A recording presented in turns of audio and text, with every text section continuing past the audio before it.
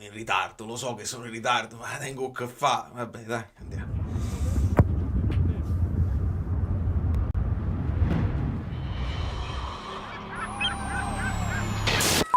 Tiki taki to. Non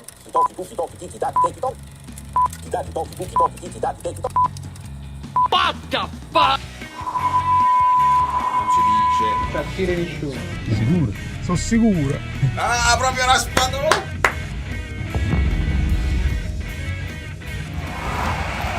Allora.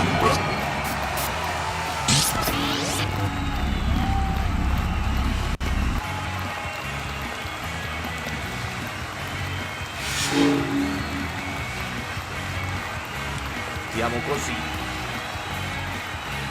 Andiamo subito così. Ce la faremo. Ragazzi, quanti like preventivi, che bellezza. Datemi la conferma che si sente tutto, perché col nuovo sistema è sempre una lotteria. Benvenuti, vi siete iscritti al canale? Vi siete visti la simulazione? Perché se io non indovino il risultato, indovino comunque il marcatore. Allora, che bello, ma che bello viene anche dalle altre partite, dagli altri risultati. Signori miei, dico una cosa forte e poi ringrazio Tore Falà. Una cosa fortissima, se il Napoli vince le prossime 20, vinciamo lo scudetto. È inevitabile. Abbiamo il destino nelle nostre mani. I love Kvara più Neres, dice Tore Falanga, ma si critica K77 con ginocchio fasciato. McTominay player verticale da tiro a rimorchio. Non è il gioco stretto per K77. Olivera idem. Neres qualche mini errore lo fa, ma io non critico. Non c'è da criticare Neres. Anzi, ce lo dobbiamo godere, avere un Neres in più nelle partite in cui magari gli altri che dovrebbero sbloccare te la sblocca lui. Signori, nell'analisi onesta, no? Di chi magari per dare valore a Kvara prende a Neres e dice ma Neres nel primo tempo ha fatto il Politano, se vogliamo. No, non mi interessa neanche questo. Io non posso accettare che litighiamo oggi, oggi sono pronto a litigare. Il concentrarsi sul dare fastidio a Kvara o criticare Kvara invece di godersi Neres. Ci possiamo godere Neres, avere un'altra carta da sparare, visto che il Napoli c'ha questo problema del gol, ce l'ha, quindi c'hai una carta da giocarti, lo metti a destra, lo metti a sinistra, lo puoi mettere sotto punta, c'ha lo spunto e fa una cosa Neres nel momento dell'assist, che metto tra virgolette perché essendo stata deviata non gli arriva l'assist, fa una cosa bellissima perché fa un controllo in palleggio e mette la palla a terra in maniera velocissima e mette poi il pallone in mezzo. Poi Raspadori, poi Meret, poi Lukaku, i temi sono tantissimi e io volo a leggere i vostri messaggi perché ne siete tantissimi, siamo partiti con 200 like preventivi, una cosa fantastica. Ma la partita di Juan Jesus è sul pezzo. Luca, è proprio vero, ha fatto partita proprio pulita di impostazione, è stato abbastanza preciso negli interventi, poche sbavature, non ne ricordo. Queste sono partite in cui Conte lo ha detto, l'ho ascoltato, abbiamo la siringa dietro l'angolo e poteva essere una di quelle partite stregate. E ovviamente a tutti è tornato in mente il Napoli-Spezia, dove proprio Raspadori la sblocca, partita stregatissima dove non riuscivamo a segnare nemmeno con quel Napoli focoso di Spalletti, e così deve andare. E il mercato diventerà un tema importantissimo. Buonasera a tutti, sì, litighiamo, Fabio Versati, litighiamo. Uè, l'obolo dei 90 punti, eccolo qua. Che poi Alessandro, il calcolo è presto fatto, perché se vinciamo le prossime facciamo altri 60 punti, che aggiunti ai 41 che abbiamo fanno 101 e stiamo a posto così. Piano piano. Allora, Juan Jesus ha chiuso il profilo Instagram. Proprio chiuso? Allora, io so, perché seguo tutti, che i commenti sono sempre bloccati, ma non solo il suo, devo dire la verità, molti altri, perché poi il tifoso del Napoli è capace pure che va su un altro profilo ad attaccare un altro giocatore, visto che i giocatori tra di loro si commentano, se tu tieni aperti altri profili, ti puoi andare a scagliare contro altri su altri profili. Molti giocatori tengono i profili oramai chiusi perché lo sappiamo che il tifoso è diventato sclerotico, sbagli una partita sei da buttare, fai una partita buona, tutti i complimenti, poi sbagli quell'altra, ti aspettano al varco, ti prendono in giro, è brutto, è diventato brutto così. E lo stesso vale per gli allenatori, per le cose, siamo troppo trancianti, giudizi definitivi sulla gente, su esseri umani, andiamoci più piano. Il Napoli poco fa ha messo gli highlights di Genoa-Napoli, sì, un po' in ritardo, perché negli XG non hanno calcolato il rigore sbagliato. Non lo so, a volte gli XG, Francesco, li aggiornano il giorno dopo. Quindi probabilmente domani, nell'analisi della partita che vi arriva domani, c'è ci della saranno live gli in XG. questo supporto. Supporto.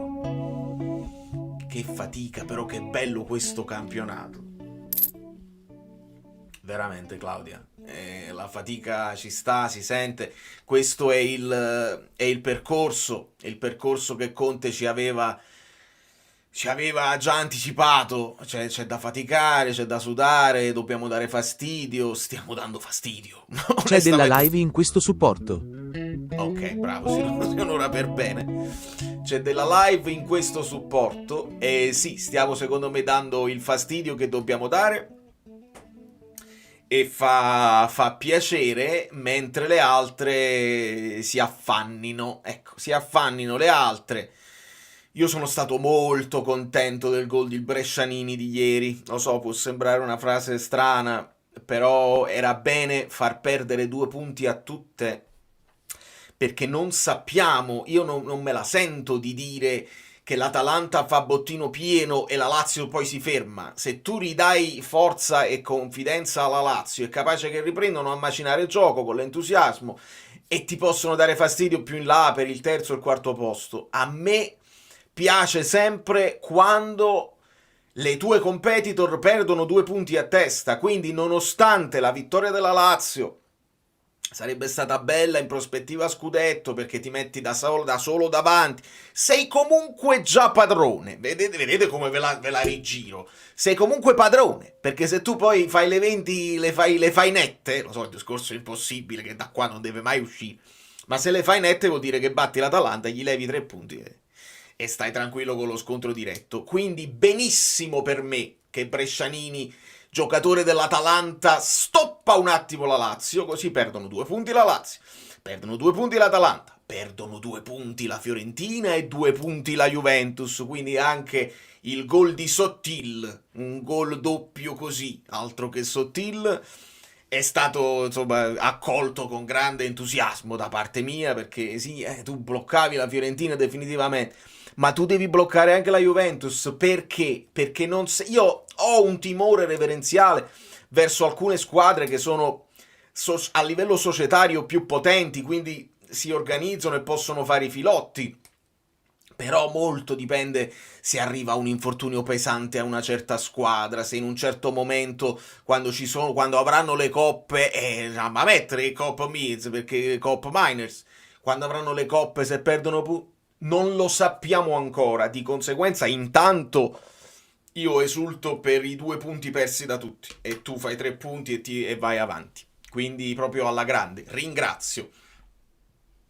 E non me lo perdo, Alessandro, che vedi, io ti avevo letto anche senza il supporto, ma ti ringrazio infinitamente sempre per il tuo supporto. Porta anche bene, quindi supporta anche bene. Adesso però Jack non si dovrebbe vendere, Antonio, e il tema è inevitabile.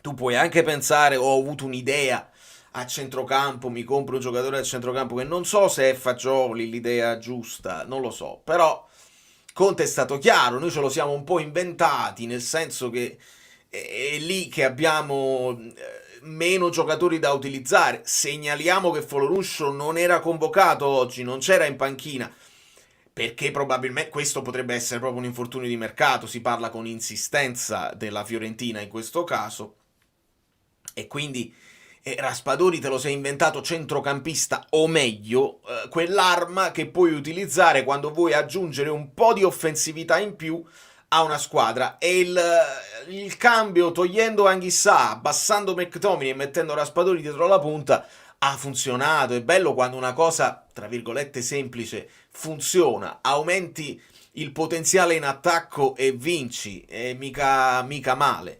Più che non perdere Raspadori, non andare a rinforzare un'altra. E questa è la cosa principale. Se tu riesci a monetizzare vendendolo all'estero, vabbè, ci posso anche ragionare, perché vuol dire che lo sostituisci con un altro che ti può funzionare di più. Però se lo devi dare a un altro nel campionato italiano non me la sento, è un discorso un po' delicato. E chi se non Reinders, ovviamente. Io ho la partita davanti, cioè non ho la partita, giusto il risultato davanti, e Reinders passa subito in vantaggio il Milan. E anche qua. Qua per esempio, se la Roma vince, meglio ancora. Mi posso permettere di dire così, visto che sono attardati in classifica e non mi danno paura un ritorno in auge della Roma, perché poi dovrebbero fare il girone di ritorno perfetto, è difficile. E quindi, visto che io presuppongo un campionato altalenante dove hanno risolto alcuni problemi, ma non tutti, io, se viene la vittoria della Roma, mi fa più piacere, perché inguai completamente il Milan e ti togli un'altra, allontani, ecco, non ti togli, ma allontani un'altra competitor dalle scatole, insomma, Benissimo. Danilo lo vuole Conte. Anna, se Danilo vuole Conte, prendiamo a Danilo. Io non lo so, nel senso, se tu vai a sentire, se tu vai a leggere, io non ho guardato poi tutte le partite della Juve, ma se vai a leggere i tifosi, alcuni sono contrari alla cessione per un fatto anche di principio, cedere il capitano, alcuni non accettano questa cosa, hanno anche in retaggio noi capitani li trattiamo male, eccetera, eccetera. Se poi vai a leggere quelli che analizzano poi la partita e le prestazioni individuali, non sono contenti, ci sono stati vari errori di Danilo, ma ci sono stati vari errori anche di Cambiaso, e questo è il secondo errore che fa Cambiaso, decisivo, che ti fa perdere punti. Che facciamo? Mettiamo in discussione Cambiaso e lo vendiamo alla prima occasione? Direi di no.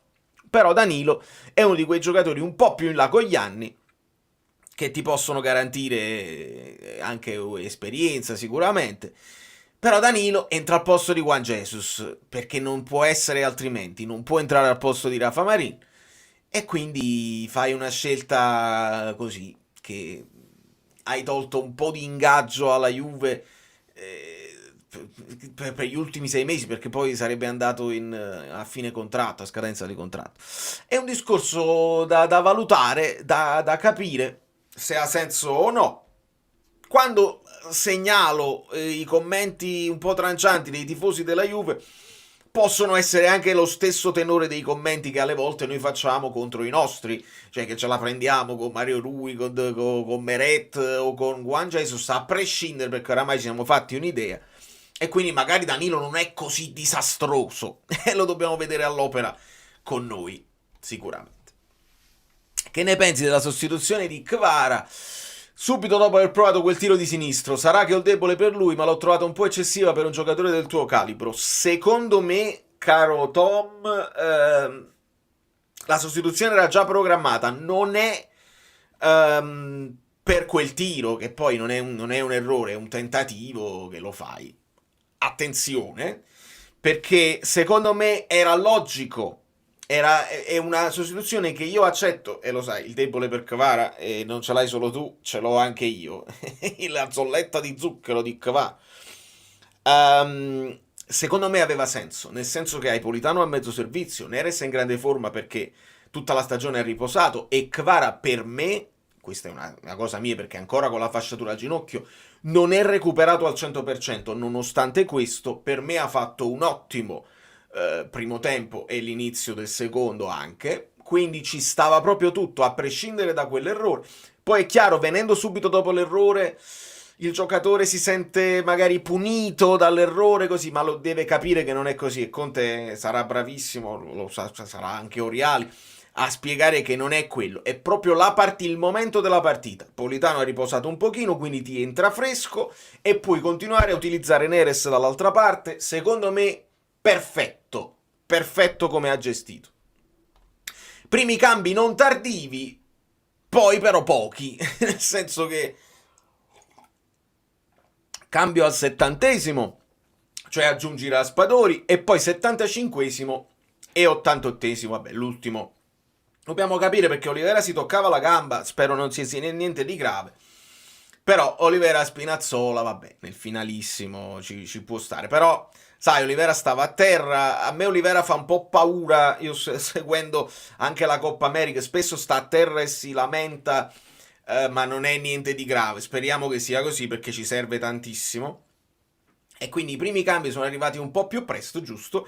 Però non li facciamo mai 5, oramai è così. Quindi oggi, per esempio, un Lukaku, ecco, poteva essere sostituito, anche se, rivedendo la partita nella mia mente, Lukaku molto meglio di altre partite. Ha avuto più occasioni, si è liberato dell'avversario più volte, ha saputo fare da sponda. Poi è la partita in cui ti sbaglia il rigore e magari... se non avessimo sbloccato questa partita sarebbe stata la partita dove Lukaku ha sbagliato il rigore, ma ha sbagliato anche Anghissà, un tiro dove l'ha tirata alle stelle e là sarebbe stato assist di Kvara. Quindi vedete come cambia poi le cose a seconda del finale dell'azione.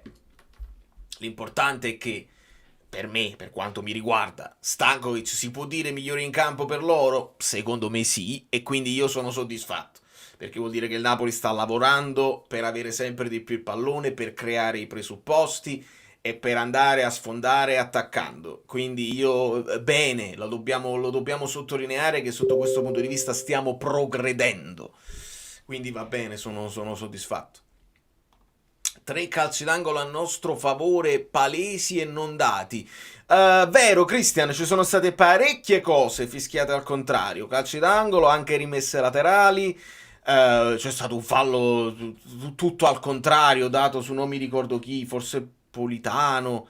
Una cosa stranissima. L'arbitro ha fatto quello che ha potuto. Un arbitro che, insomma, non in attività.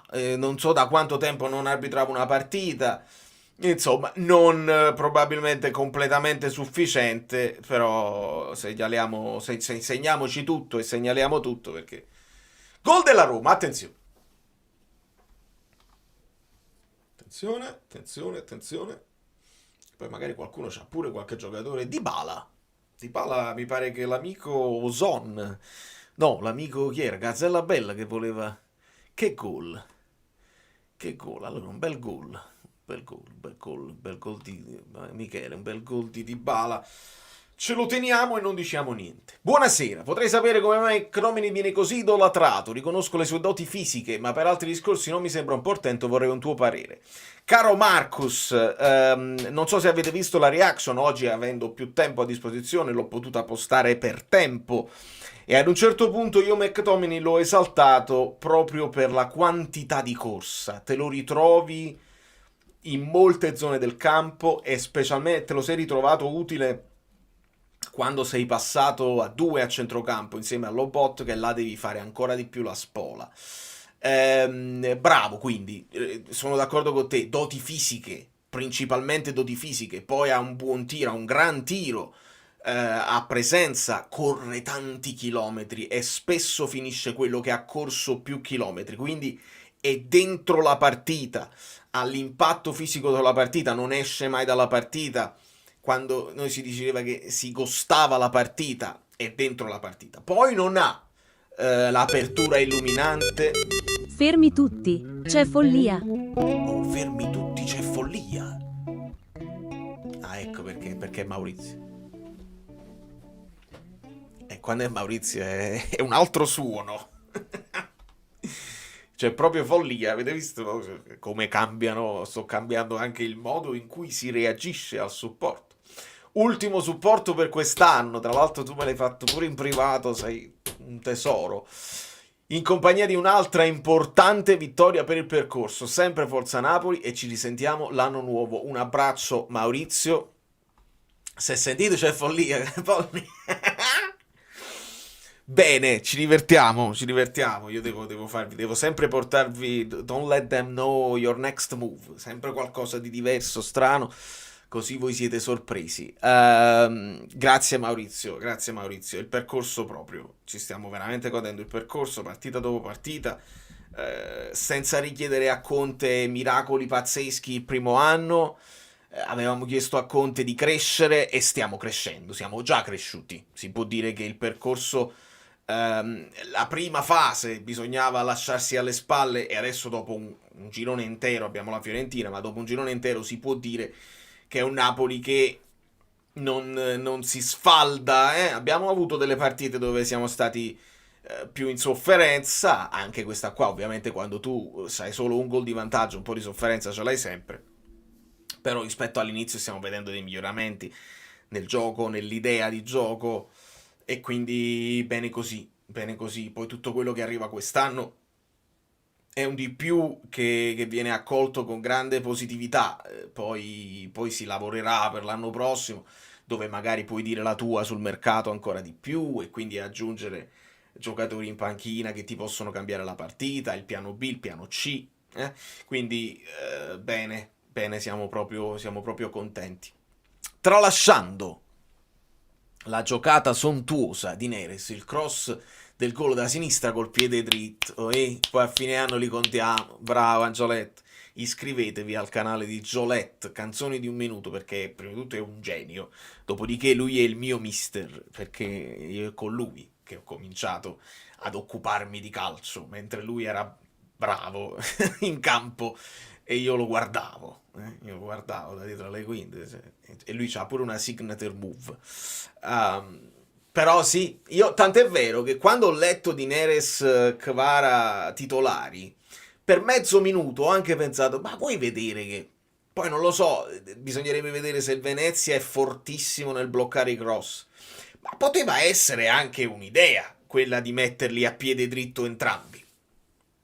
Lo dico così, la butto lì così, caro Antonio. Ogni tanto li sposti per una decina di minuti e mandi un po' al manicomio anche i difensori che li seguono.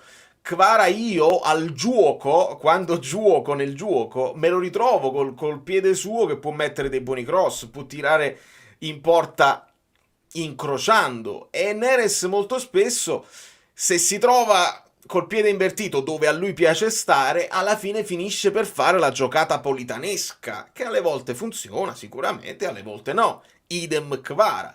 Kvara si è trovato più volte a tirare col sinistro, a incrociare, e non è andata benissimo. Se avessi avuto la stessa occasione sul tuo piede, probabilmente. Ce lo teniamo come piano C.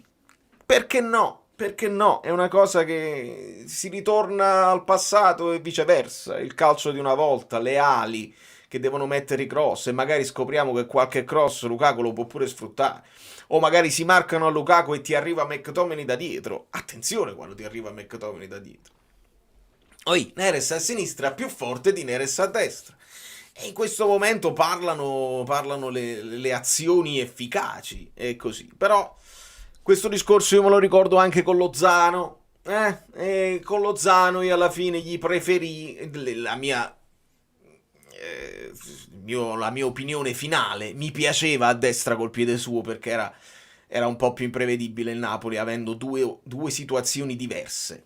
Quindi Neres col piede suo, un altro col piede invertito, averli tutti e due.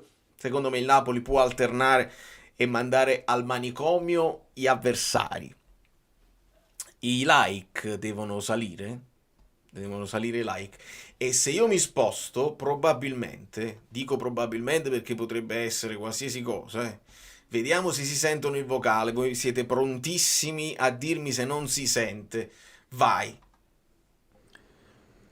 Ciao Valerio, ciao a tutti amici bellini, stiamo festeggiando fine anno, l'abbiamo chiuso bene, fortunatamente. Considerazioni rapide. Lukaku, a parte il rigore sbagliato nel secondo tempo, però mi è sembrato si è dato un po' una sveglia e ci ha fatto vedere un po' i sprazzi del vecchio Lukaku. Kvaratskhelia è troppo frettoloso nel cercare la conclusione e non vede la porta. anche per questo motivo, sembra Kristovic, esci da questo Kvaratskhelia, per favore. Ultima cosa, non riuscirò a darvi le parole di Conte post partita da DAZN, perché DAZN mi ha offerto una fantastica diretta in spagnolo oggi, quindi mi dispiace. Ma come? Un abbraccione e tanti auguri a tutti. Un abbraccio a te.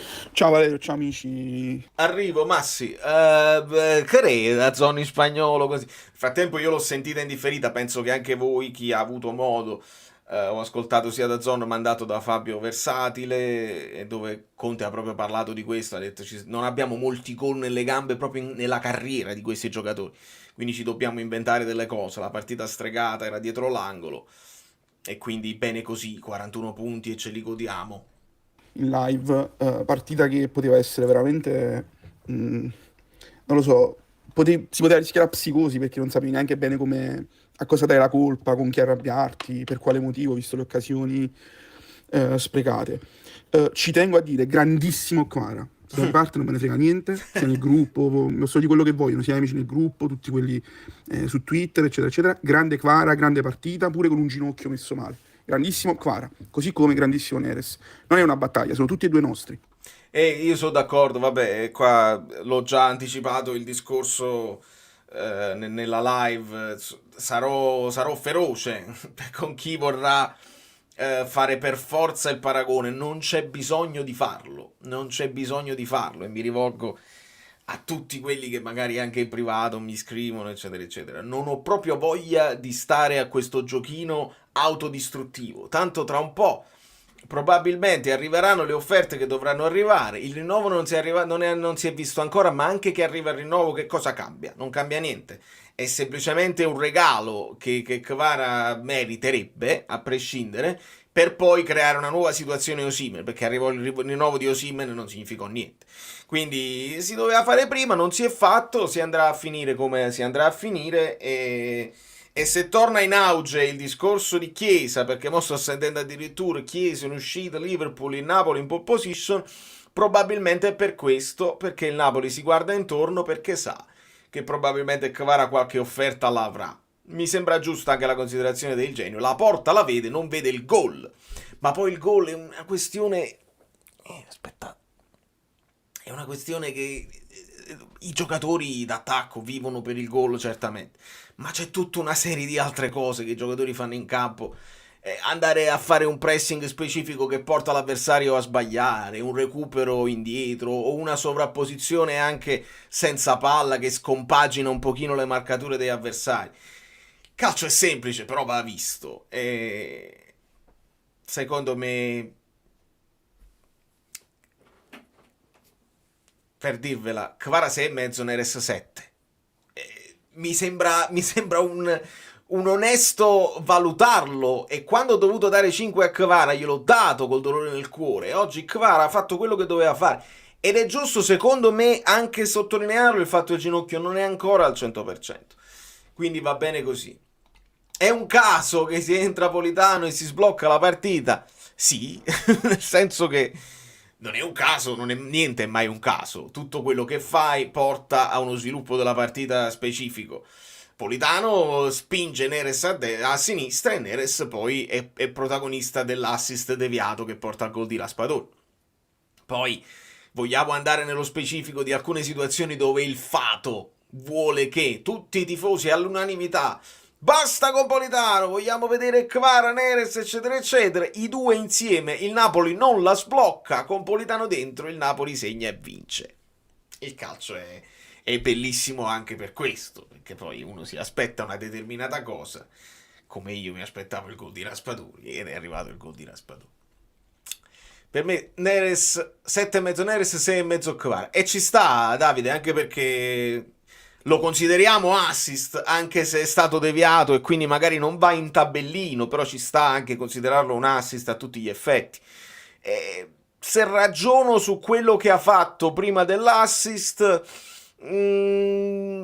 fatto la partita che di solito fa Politano, che poi è una partita positiva, però molto spesso se Politano fa quella partita là senza incidere, quindi 0 assist, 0 gol, il tifoso del Napoli dice 0 assist, 0 gol. Ci guardiamo nell'anima? Se Politano avesse fatto la partita che ha fatto Neres nel primo tempo, uguale. Ragionate, come avrebbe reagito il tifoso del Napoli? Purtroppo le fissazioni esistono. E poi c'è il gol di Raspa. E poi c'è il gol di Raspa. E poi c'è il gol di Raspa. Io ce la farò. Io non riuscirò a scrivere la canzone proprio di Raspadori. La canzone di Raspadori no. Ma la famosa canzone di Neres. No, di Neres, di Mertens. David Mertens. E poi c'è il gol di Mertens. Sto preparando una cosa, ma ci vuole un po' di tempo. Se voi state tuned, vi iscrivete al canale e cliccate sulla campanella, ne vedrete delle belle. Ne vedrete delle belle. Allora, Ren, l'anno scorso mettendo Raspa al posto di Anghissà perdemmo contro la Fiorentina. Mancava il fattore McTominay, il fattore Mac, immagino. L'anno scorso Raspa al posto di Anghissà perdemmo la Fiorentina. Ma io poi, vabbè, non mi ricordo nello specifico, io ricordo solamente che la partita della Fiorentina venne pittata e dipinta come la partita dove Garcia doveva essere subito esonerato, eccetera, eccetera. Là è la credibilità, perché poi tu fai lo stesso tipo di operazione, magari mettendo aggiungendo, essendo un pochino più offensivo, perdi, sei un ciuccio, vinci, sei un genio. E purtroppo è anche così. Poi se voi andate a vedere, io mi sto facendo uno studio di tutte le partite di Guardiola ed è questo il momento in cui farlo, è nel momento in cui stanno in grandissima crisi e non va niente bene che bisogna fare lo studio delle partite di Guardiola, perché alcune partite Guardiola aveva trovato il piano B, aveva trovato altre soluzioni, lui poi è mental, è pazzo, ci ragiona troppo, magari devi fare delle cose più semplici e funzionano, invece è proprio adesso che ti devi andare a studiare e scoprire che poi alla fine sì, in Italia siamo forti tatticamente e in Inghilterra sono più intensi, però anche in Inghilterra studiano e anche in Inghilterra hanno studiato tutta una serie di correttivi per andare a dare fastidio al gioco di Guardiola, che negli anni si è evoluto, è cambiato, si è adattato, prima senza la punta, poi con la punta, poi con un difensore. Il problema grosso è sempre Rodri. E non è un problema da poco, perché Rodri è solo e da solo Rodri faceva tutta una serie di cose che nessuno è in grado di fare come lui, solo, da solo, con pivot solo. Quindi se lo Lobotka va là, io capisco il perché. L'ho detta. L'ho detta. Allora, se avessimo un buon attaccante di livello, un pensierino allo scudetto lo farei pure. Vediamo. Allora, su Lukaku, ragazzi, Conte è stato chiaro. Ecco, che bello quando Conte parla chiaro. La fortuna è che ce l'ha proprio detto Conte, che Lukaku è al 100% della forma. Sta in forma. Quindi più di così non è che gli possiamo chiedere. E ha avuto anche dei momenti in cui ha avuto un pochino più di spazio per allungare la falcata. Dobbiamo accettare che al massimo della forma Lukaku è questo, quindi non può tornare il Lukaku dell'Inter. Al massimo della forma, se Lukaku vince il 50% dei duelli, secondo me è ben fatto, perché il 50% dei duelli vinti può portare a tantissime cose. Se ne vinci 1 su 5 diventa un problema. Oggi secondo me Lukaku un po' meglio per quanto riguarda quello che ha creato in attacco. Male il rigore, purtroppo il rigore lo sapete, è la maglia che indossi, perché quello è uno specialista, ne ha sbagliati 1 su 16, l'ultimo scorer, 15 rigori su 16, è proprio che non funziona con noi, diventa proprio pesantissimo il pallone. Allora, secondo me la miglior partita di Lukaku nei movimenti è nel numero di conclusioni. Olivera dappertutto, JJ è ordinato, ad avercela sempre sta imprevedibilità sulle fasce, arbitro discutibile. Sono d'accordo e andiamo da Maurizio.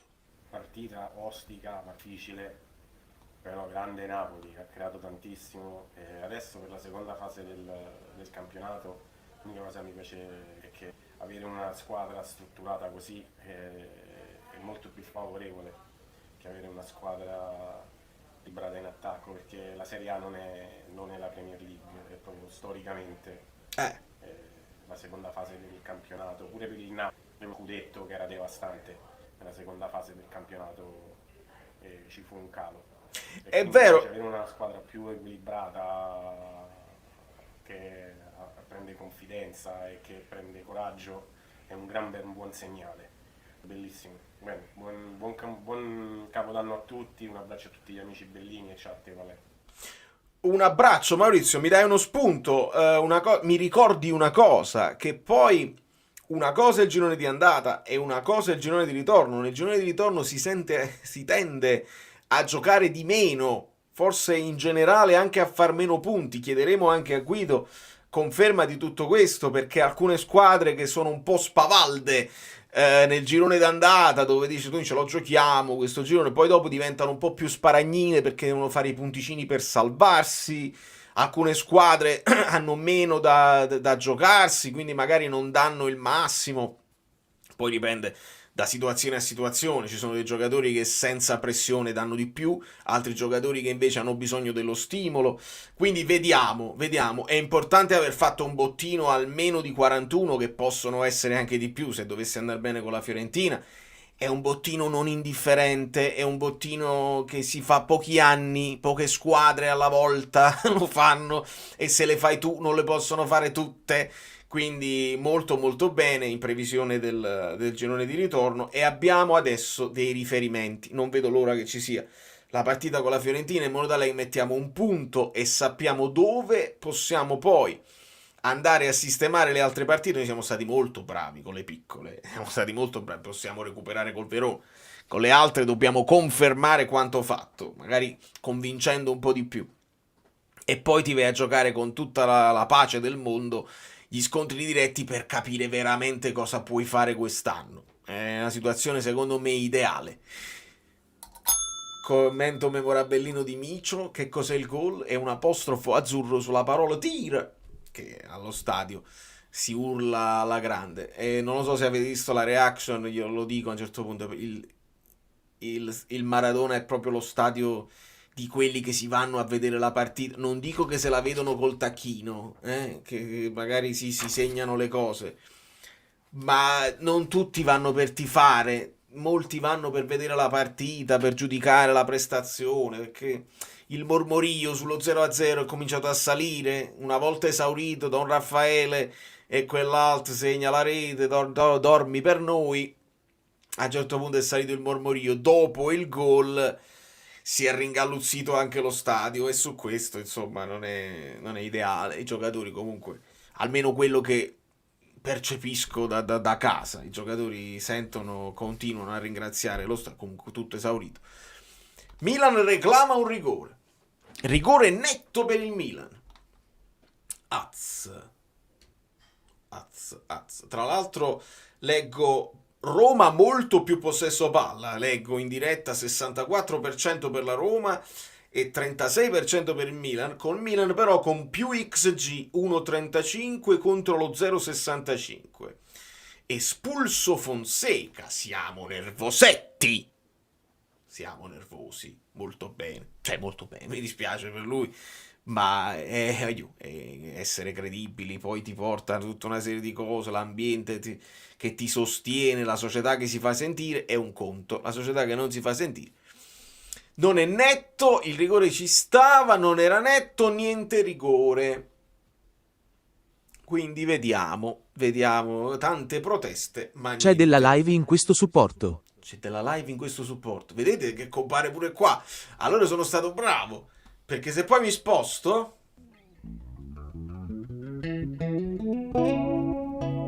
è bellissima sta cosa. Allora ho sistemato già un'altra situazione.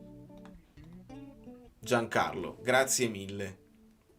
Entro adesso, un augurio a tutti e grazie Valerio, grazie a te e un abbraccio a tutti. Stanno funzionando un po' di cose, quindi anche se stiamo nella situazione dei vocali mi esce la cosa, quindi io so, e quindi molto molto bene. Andiamo a recuperare un altro vocale. Ciao Vale, oggi partita tosta risolta da un gol inaspettato da parte di Jack Raspadori, che non segnava da Monza-Napoli dell'anno scorso oltretutto.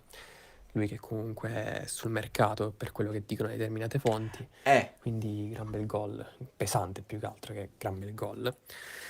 Questa stagione mi ricorda un po' il primo anno di Spalletti, più che il secondo ovviamente, anche se comunque concludemmo quell'anno a 39 punti, mentre invece adesso siamo a 41, con una partita che manca nel girone d'andata. Quindi abbiamo cominciato molto bene questo percorso con Antonio Conte, ma io oggi ti voglio far arrabbiare perché voglio parlare di Kvicha Kvaratskhelia, Allora, che per me non è il problema del Napoli, assolutamente no, per me è il miglior calciatore del Napoli, ma che secondo me, voglio sapere la tua, fa sempre gli stessi errori. Nel primo tempo sempre questa palla addosso il portiere, che ricorda un po' i tiri che fece l'anno scorso contro il Milan, contro l'Empoli, e poi nel secondo tempo fa sempre, no, nel senso del secondo tempo, fa sempre questi errori che si è visto nel secondo tempo, dove gli arriva questa sponda di Lukaku e lui tenta il tiro di prima ma la butta sempre. aspetta, Francesco. Vabbè. I can't do this. Ok, dobbiamo interrompere la live e devo... No, can you put it on the stool over there? So when Guido arrives, maybe I can. Thank you so much. I love you. I love you, baby. Allora, fammi finire, Francesco, così ci Sempre arrabbiamo. rasoterra centrale sul portiere e non la riesce mai ad angolare. Ma Raspadori che sta con le lacrime. Aspetta, Raspadori con le lacrime. Non credo. Allora, non è questione che non credo. Potrebbe variare il suo repertorio sicuramente. Però l'importante, capito, è analizzare come fai tu. È diverso dal dire che Kvara è il problema, Kvara è scarso, Neres è forte, ma deve giocare Neres al posto di Kvara.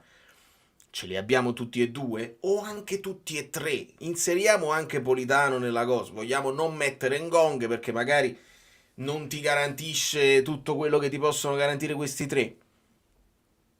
Alterniamoli tutti e tre, ruotiamoli e vediamo che cosa succede. Per me, io quello che posso dire di Kvara è che tra tutti è anche il più giovane, oltre a quello che guadagna di meno, quindi non dovrebbe nemmeno essere tenuto ad essere il più decisivo sempre. Quello che guadagna di meno, ma a parte questo è il più giovane, quindi essendo il più giovane è uno di quelli che i momenti in cui si sente, perché non pensiate che Kvara non legge i social, non pensiate che tutto quello che il tifoso dice lui non gli arriva, e può essere anche che è uno di quelli che magari soffre un po' di più degli altri una costante comparazione, non sei più quello dell'anno scorso, non sei più quello di 2 anni fa. Kvara è stato trattato malissimo anche l'anno scorso ed era uno dei pochi che si è salvato per me l'anno scorso. Quindi può essere che stia soffrendo un po' di cose e nel soffrire tutto questo magari vuole essere decisivo proprio nell'ultimo tiro, nel gol e segnare così. Quindi a volte può forzare la giocata. Va bene? Va bene. Allora, non capisco, volevo leggere questo messaggio di Vince, non capisco come possa uscire una dichiarazione su un possibile esonero prima di un big match. Che senso ha tenerlo anche se dovessero vincere? Sfiduciato dalla società. Ti stai riferendo sicuramente a Fonseca, perché ho letto di Conceição, l'ombra di Conceição su Fonseca. Questo discorso è di facile lettura, perché molto spesso Fonseca già diverse partite fa era messo alla graticola e da questa partita decide il destino, è semplicemente il rimandare, perché poi Fonseca non può vincerle tutte. Allora ogni volta che sembra che ha ritrovato un po' di fiducia, che i giocatori si fidano e che ha ripreso un po' di credibilità, improvvisamente sbagli una partita, oppure una partita convinci di meno, ritorna in discussione così non si può lavorare, così non lo metti in condizione di lavorare. E la situazione della società ricorda un po' tutto quello che abbiamo visto e abbiamo fatto l'anno scorso. Bravo, l'esempio di Carlo Ancelotti col Genk. Anche poi se vinci, se sei sfiduciato e hai già deciso, poi c'è la programmazione, il famoso quando tu decidi, se hai un po' di tempo a disposizione, se hai degli incontri ravvicinati, se hai il tempo per far insediare un allenatore e farlo esordire nel migliore dei modi. Non far esordire, per esempio, un nuovo allenatore con un big match, non è il caso. Non dare a Mazzarri subito il Real Madrid, per dire, l'Inter e quelle squadre che dovevano essere per Mazzarri. Quindi anche qui, anche nell'esonero si può fare in un certo modo e ottenere un risultato. Poi ci sono le cure che funzionano e le cure che non funzionano. La cura Bocchetti, per esempio, vediamo se funziona. La cura Giampaolo, possiamo sottolineare che la cura Vieira, a parte la parentesi con noi, sta funzionando, perché la squadra gira bene, la squadra ha perso solamente col Napoli da quando c'è Vieira e il Genoa sta macinando punti e prestazioni. Quindi alle volte può funzionare, alle volte non cambia niente, perché togli un De Rossi, metti uno Juric, poi aggiungi un Ranieri, poi metti Calzona, poi cambi quell'altro. Alle volte cambia veramente poco se poi non hai le idee chiare in società. Non so se siano più nervosi i giocatori in campo, il mio ragazzo che guarda la partita o io che devo ansiare il doppio, perché oramai seguo due squadre. Ma è inevitabile, cara Valentina, perché poi la pace in famiglia è una cosa fondamentale. Andiamo da Ross. Ciao Valerio, ciao a tutti gli amici bellini. Meno male che il Napoli non ci ha intossicato alla fine dell'anno. Comunque la partita secondo me non è mai stata in bilico. Noi abbiamo giocato, abbiamo creato e bisognava avere un po' più di cattiveria sotto porta. Sono stati pure sfortunati, il loro portiere ha fatto dei miracoli. Però Neres per me è titolare, o a destra o a sinistra, devi giocare appunto. Per il resto buon fine anno, vale? E buon inizio anno nuovo. Grazie mille, Ross. Sì, perché tecnicamente non è scarso. Non ho capito perché quando finisce un messaggio poi penso che vada direttamente ai vocali del gruppo e magari non è il caso. È una cosa che i gol di Raspadori in generale mi lasciano sempre un'ottima vibe. Gol pesanti, perché poi non ne fa tantissimi, però ce li ricordiamo praticamente tutti quelli che ha fatto, anche perché essendo pochi te li ricordi, specialmente quando sono pesanti, quando valgono 3 punti, quando hanno un significato importante. Quindi sotto questo punto di vista fatemi bannare immediatamente, perché mi annoia e mi fa perdere tempo. Blocco, ecco qua, non dico nemmeno il nome, sapete a chi mi riferisco, penso che sia bloccato. Can't ban, sì, blocco. Sì, blocchiamo, perché non posso essere preso dai turchi a leggere un messaggio. Io devo leggere i messaggi della mia community, non posso leggere stronzate. Ma quanto è ancora bravo De Gea? Ha dei riflessi spaventosi, eppure quanti anni ha? Non lo so quanti anni ha, ma sicuramente è un portiere di livello superiore. Ed era solamente una questione se fisicamente fosse ancora integro e c'ha tutto quello che deve fare. C'ha leadership, c'ha parata di piede, c'ha lancio lungo, c'ha la parata di riflesso, c'ha il posizionamento. De Gea non va messo in discussione. Secondo me brava la Fiorentina a puntarci e a crederci, perché sta portando punti, sta portando punti. E sottolineiamo il paratone di Meret, perché Meret fa una grande parata.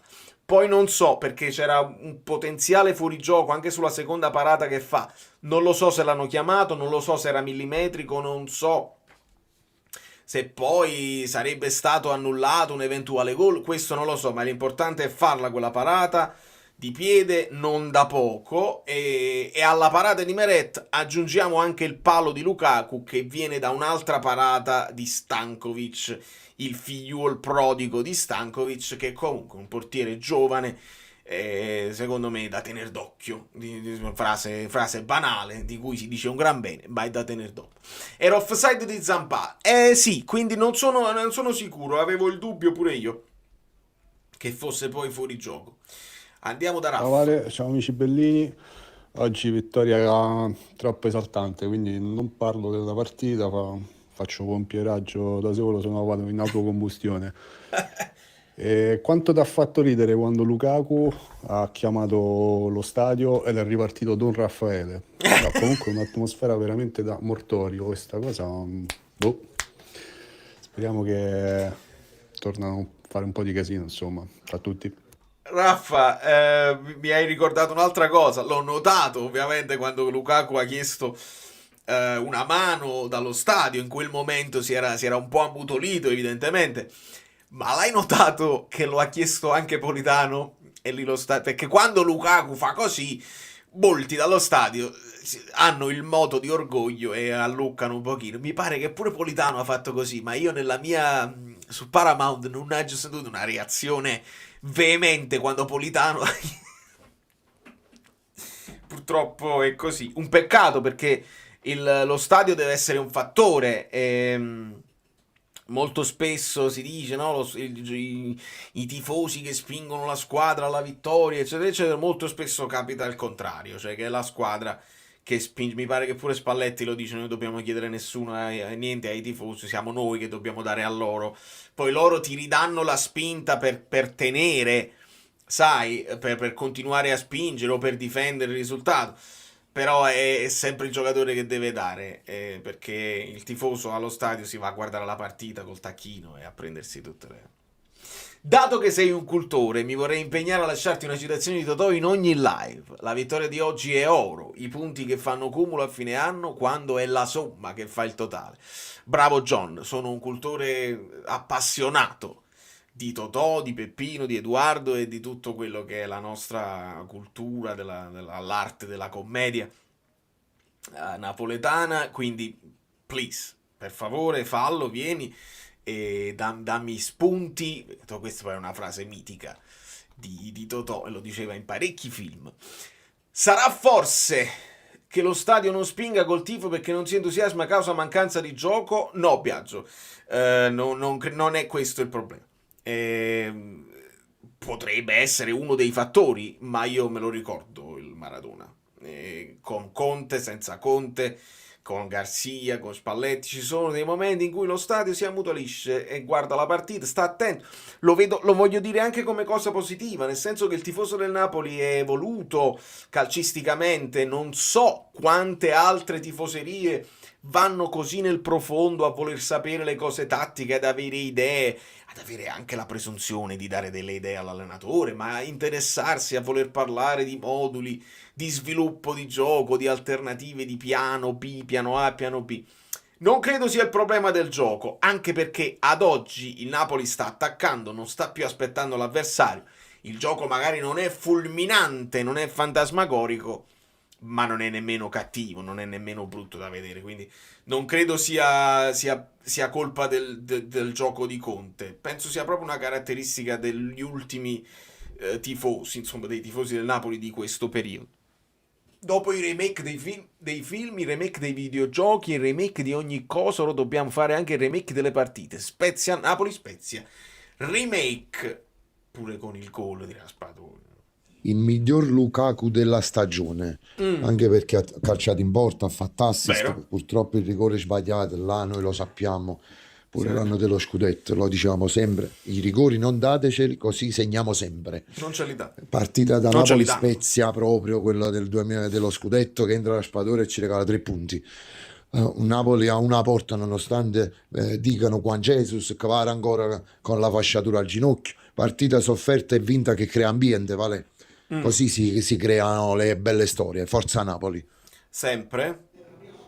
Buonasera a tutti amici bellini, buonasera Valerio. Ultimo vocale dell'ultima live, suppongo, dell'anno. Un po' lungo, ma lo ascoltiamo.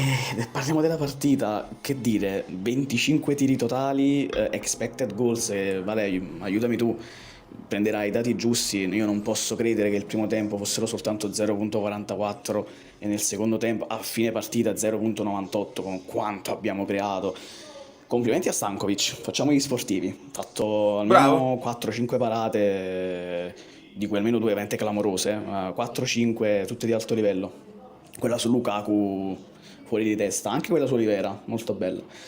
Olivera, ancora una volta, io premo sempre, non ce la faccio, è troppo determinante quest'anno, mi sta piacendo tantissimo la sua crescita. Buono. Lukaku quando si creano gli spazi fa paura. Tra l'altro anche nel primo tempo, peccato per il rigore, una delle sue migliori partite, se non la migliore in assoluto, perché sono combattuto con quella di Torino, però quegli ultimi 10 minuti mi hanno gasato. Piccola nota per Kvara, perché anche sul gruppo si è accesa un po' il dibattito. Ha fatto una bella partita, non si può dire che ha giocato male, però gli ultimi minuti era nervoso e mi ha fatto arrabbiare soltanto sul tiro forzatissimo. Si era visto proprio da come l'ha caricato con il sinistro lì al volo, quando Conte si è scazzato, l'hanno inquadrato e ha fatto partire la sostituzione. Per il resto 3 punti che pesano tantissimo. Io però non credo, cioè, poi non lo so, perché non lo so, lo dovremmo chiedere a Conte, però io non credo che quella è una sostituzione che viene dopo il tiro forzato. Io penso che era programmata e si poteva immaginare nello sviluppo della partita, se non si sblocca ti metto dentro anche Politano, altrimenti magari avresti potuto mettere un altro al posto di Politano, invece aveva senso secondo me aggiungere Politano, quindi smezzi Politano non al 100%, Kvara non al 100%, Neres al 100%, secondo me era logica al di là del tiro forzato. Perché queste partite si possono anche perdere, la famosa siringa, Napoli-Cagliari con Ancelotti, Napoli-Spezia con Spalletti al primo anno, quindi benissimo così e 40 punti raggiunti. Ma infatti Rosso, lo diceva già qualcuno. Quindi questi sono ok, perché partono i vocali che stanno negli altri gruppi del gruppo Telegram, ma là è roba privata. Questa è la sezione dei vocali che finisce qua, quindi poi la roba privata potrebbero anche essere un linguaggio che non può andare in live. Io devo proteggere i miei abbonati, assolutamente. Hai visto il gol di Raspadori? Zio Ignazio, avete visto? Don Basca, avete visto? Stankovic lo ha sentito.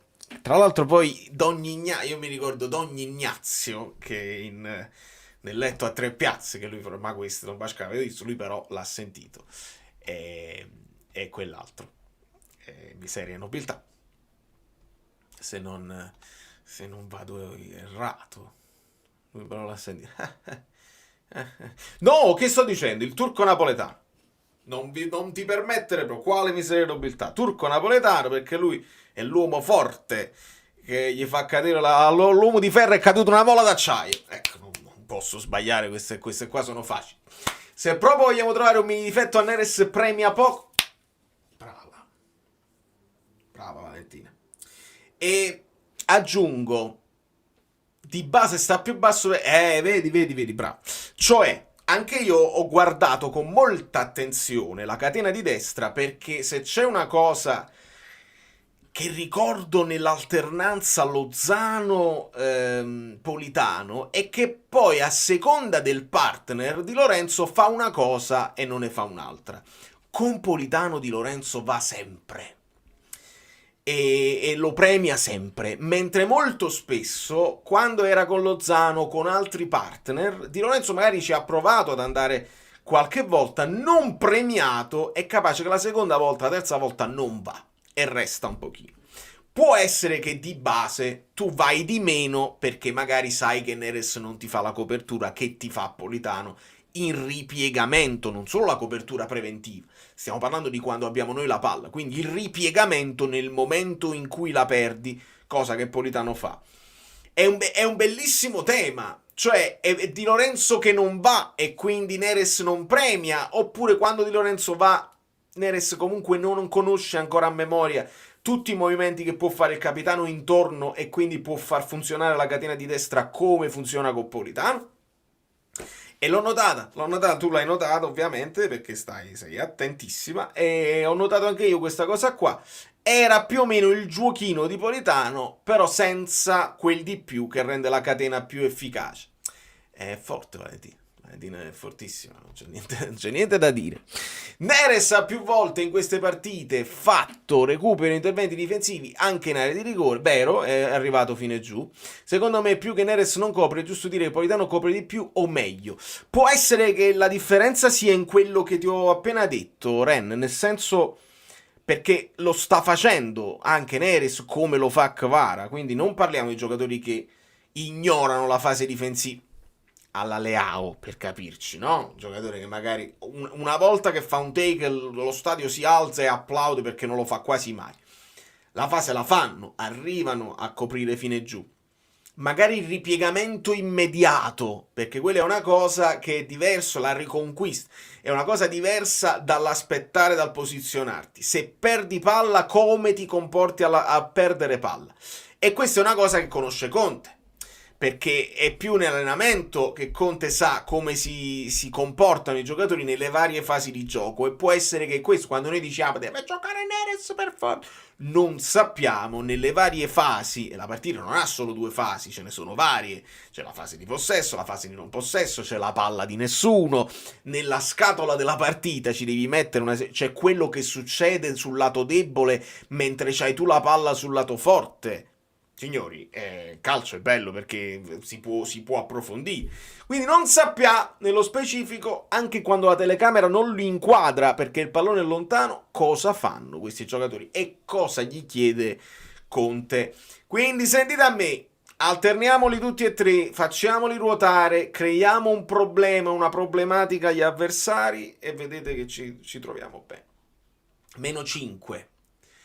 -5. Quanti possono arrivare più like? Io non lo so che c'è la partita e molti si stanno guardando la partita del Milan, ma questo è il momento del massaggio. Farei giusto un massaggino, perché poi è bello. È quello che vi dicevo, le orecchiette salsicce e frerie. Intanto il pre-assist per il gol di Jack è stato di Poli, se non sbaglio. Brava Angelo, me lo devo ricordare questo, non sono sicuro, ma sono sicuro di te, mi fido di te, che vuol dire che se l'hai visto bene.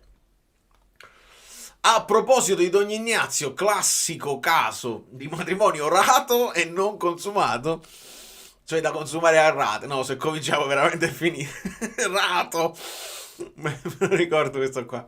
Non ci scordiamo il fallo al contrario, quindi era Politano, stavo cercando di fare mente locale. A Politano su Po Giampaolo, tutti ce li segniamo, tutti. Noi ce li segniamo o non ce li segniamo, almeno li citiamo, almeno li raccontiamo. Poi nel dimenticatoio andranno, perché è impensabile che ci mettiamo poi a segnarci anche quelle che non sono state decisive, no? Le azioni che non sono state, anche clamorose, che non sono state decisive. Non ce le segniamo, però nel frattempo le abbiamo vissute e le abbiamo incamerate. E quando noi, diamoci un attimo nell'anima, quando noi diciamo il Napoli deve dare fastidio, il Napoli non è favorito per lo scudetto, è perché abbiamo un vissuto, che le abbiamo viste certe cose, che nei momenti in cui la palla deve essere spinta da una parte, magari viene spinta dall'altra parte, tu stai in forcing e magari ti danno un fallo laterale al contrario, oppure al primo fallo ammoniscono te, non ammoniscono gli altri. Sono momenti chiave delle partite importanti, dove tu, no, ma proprio non ti va proprio. Ecco perché allo stato naturale delle cose non mi sento di dire mai il Napoli è favorito, eccetera, eccetera. Contemporaneamente stiamo vedendo che l'Atalanta, che è una squadra che sta facendo delle mirabilie, si è fermata un attimo, non ha perso, ma si è fermata un attimo, mentre l'Inter sta macinando sempre di più. E quindi il discorso dei nerazzurri che stanno là davanti, l'Inter potrebbe, adesso perché c'ha pure la partita in meno, potrebbe scavalcare e mettersi là. Ecco perché quando vi dico abbiamo noi il destino nelle nostre mani, potrei aver torto, a meno che l'Inter si porta 2 punti sopra. No, forse è ancora nelle nostre mani, perché se battiamo sia l'Atalanta che l'Inter, ma è un discorso che non ha senso, quindi lo vediamo più in là. Oggi un po' sottotono. Chi è lui? Lui chi? È lo stesso. Non lo so se è quella di prima. Non lo so se... Come? È lo stesso. Non lo so se è quella di prima. Bravo Paolo, bravo. Allora, al di là di qualche sbavatura, l'arbitro per me è andato molto bene. Piuttosto mi chiedevo cosa stessero controllando sul rigore che mi è parso subito solare. Retropensieri. Caro John, mi dai l'opportunità di parlare di un tweet che mi hanno girato gli amici sul gruppo Telegram, insopportabile. Cioè, nel senso, rigore più solare di così ne ho visti pochissimi. E addirittura l'abbiamo tirato in mezzo dicendo come hanno fatto a darlo il VAR, come fa a dare... Oh, Tancredino, ma di cosa stiamo parlando? Ma la vogliamo finire? Li conosciamo, sappiamo benissimo i giornalisti di fede che poi vengono mandati a bella posta da chi deve fare casino sui social, e ognuno di loro deve avere delle interazioni. Sicuramente quando la dici grossa le interazioni aumentano perché ti arrivano gli insulti, ti ritwittano, il tweet gira, arriva a me e quindi gira. Però c'è un limite dove uno si deve fare due conti con la propria coscienza e dire: io sono comunque un giornalista iscritto all'albo e non potrei dire cose che non esistono, cose non vere. Dovresti avere uno scrupolo di coscienza e non avviene. Quindi c'è chi ha avuto il coraggio di contestare anche questo rigore qua. Pensa te dove ci andiamo a confrontare in Italia. Una cosa ma senza proprio... veramente non c'è limite alla vergogna. Quindi sì, pure a me in generale è andato bene. Ci sono state alcune decisioni però proprio al contrario, dove lì doveva essere un po' meglio aiutato anche dai guardaline. Insomma, il VAR, lo sappiamo, si nascondono dietro al protocollo. Ma un'altra volta, e non è la prima volta, abbiamo sentito di rigore, poi tolto perché l'intensità non c'era, eccetera, eccetera. Allora l'intensità il VAR lo può vedere o no? È una roba... si mette le mani...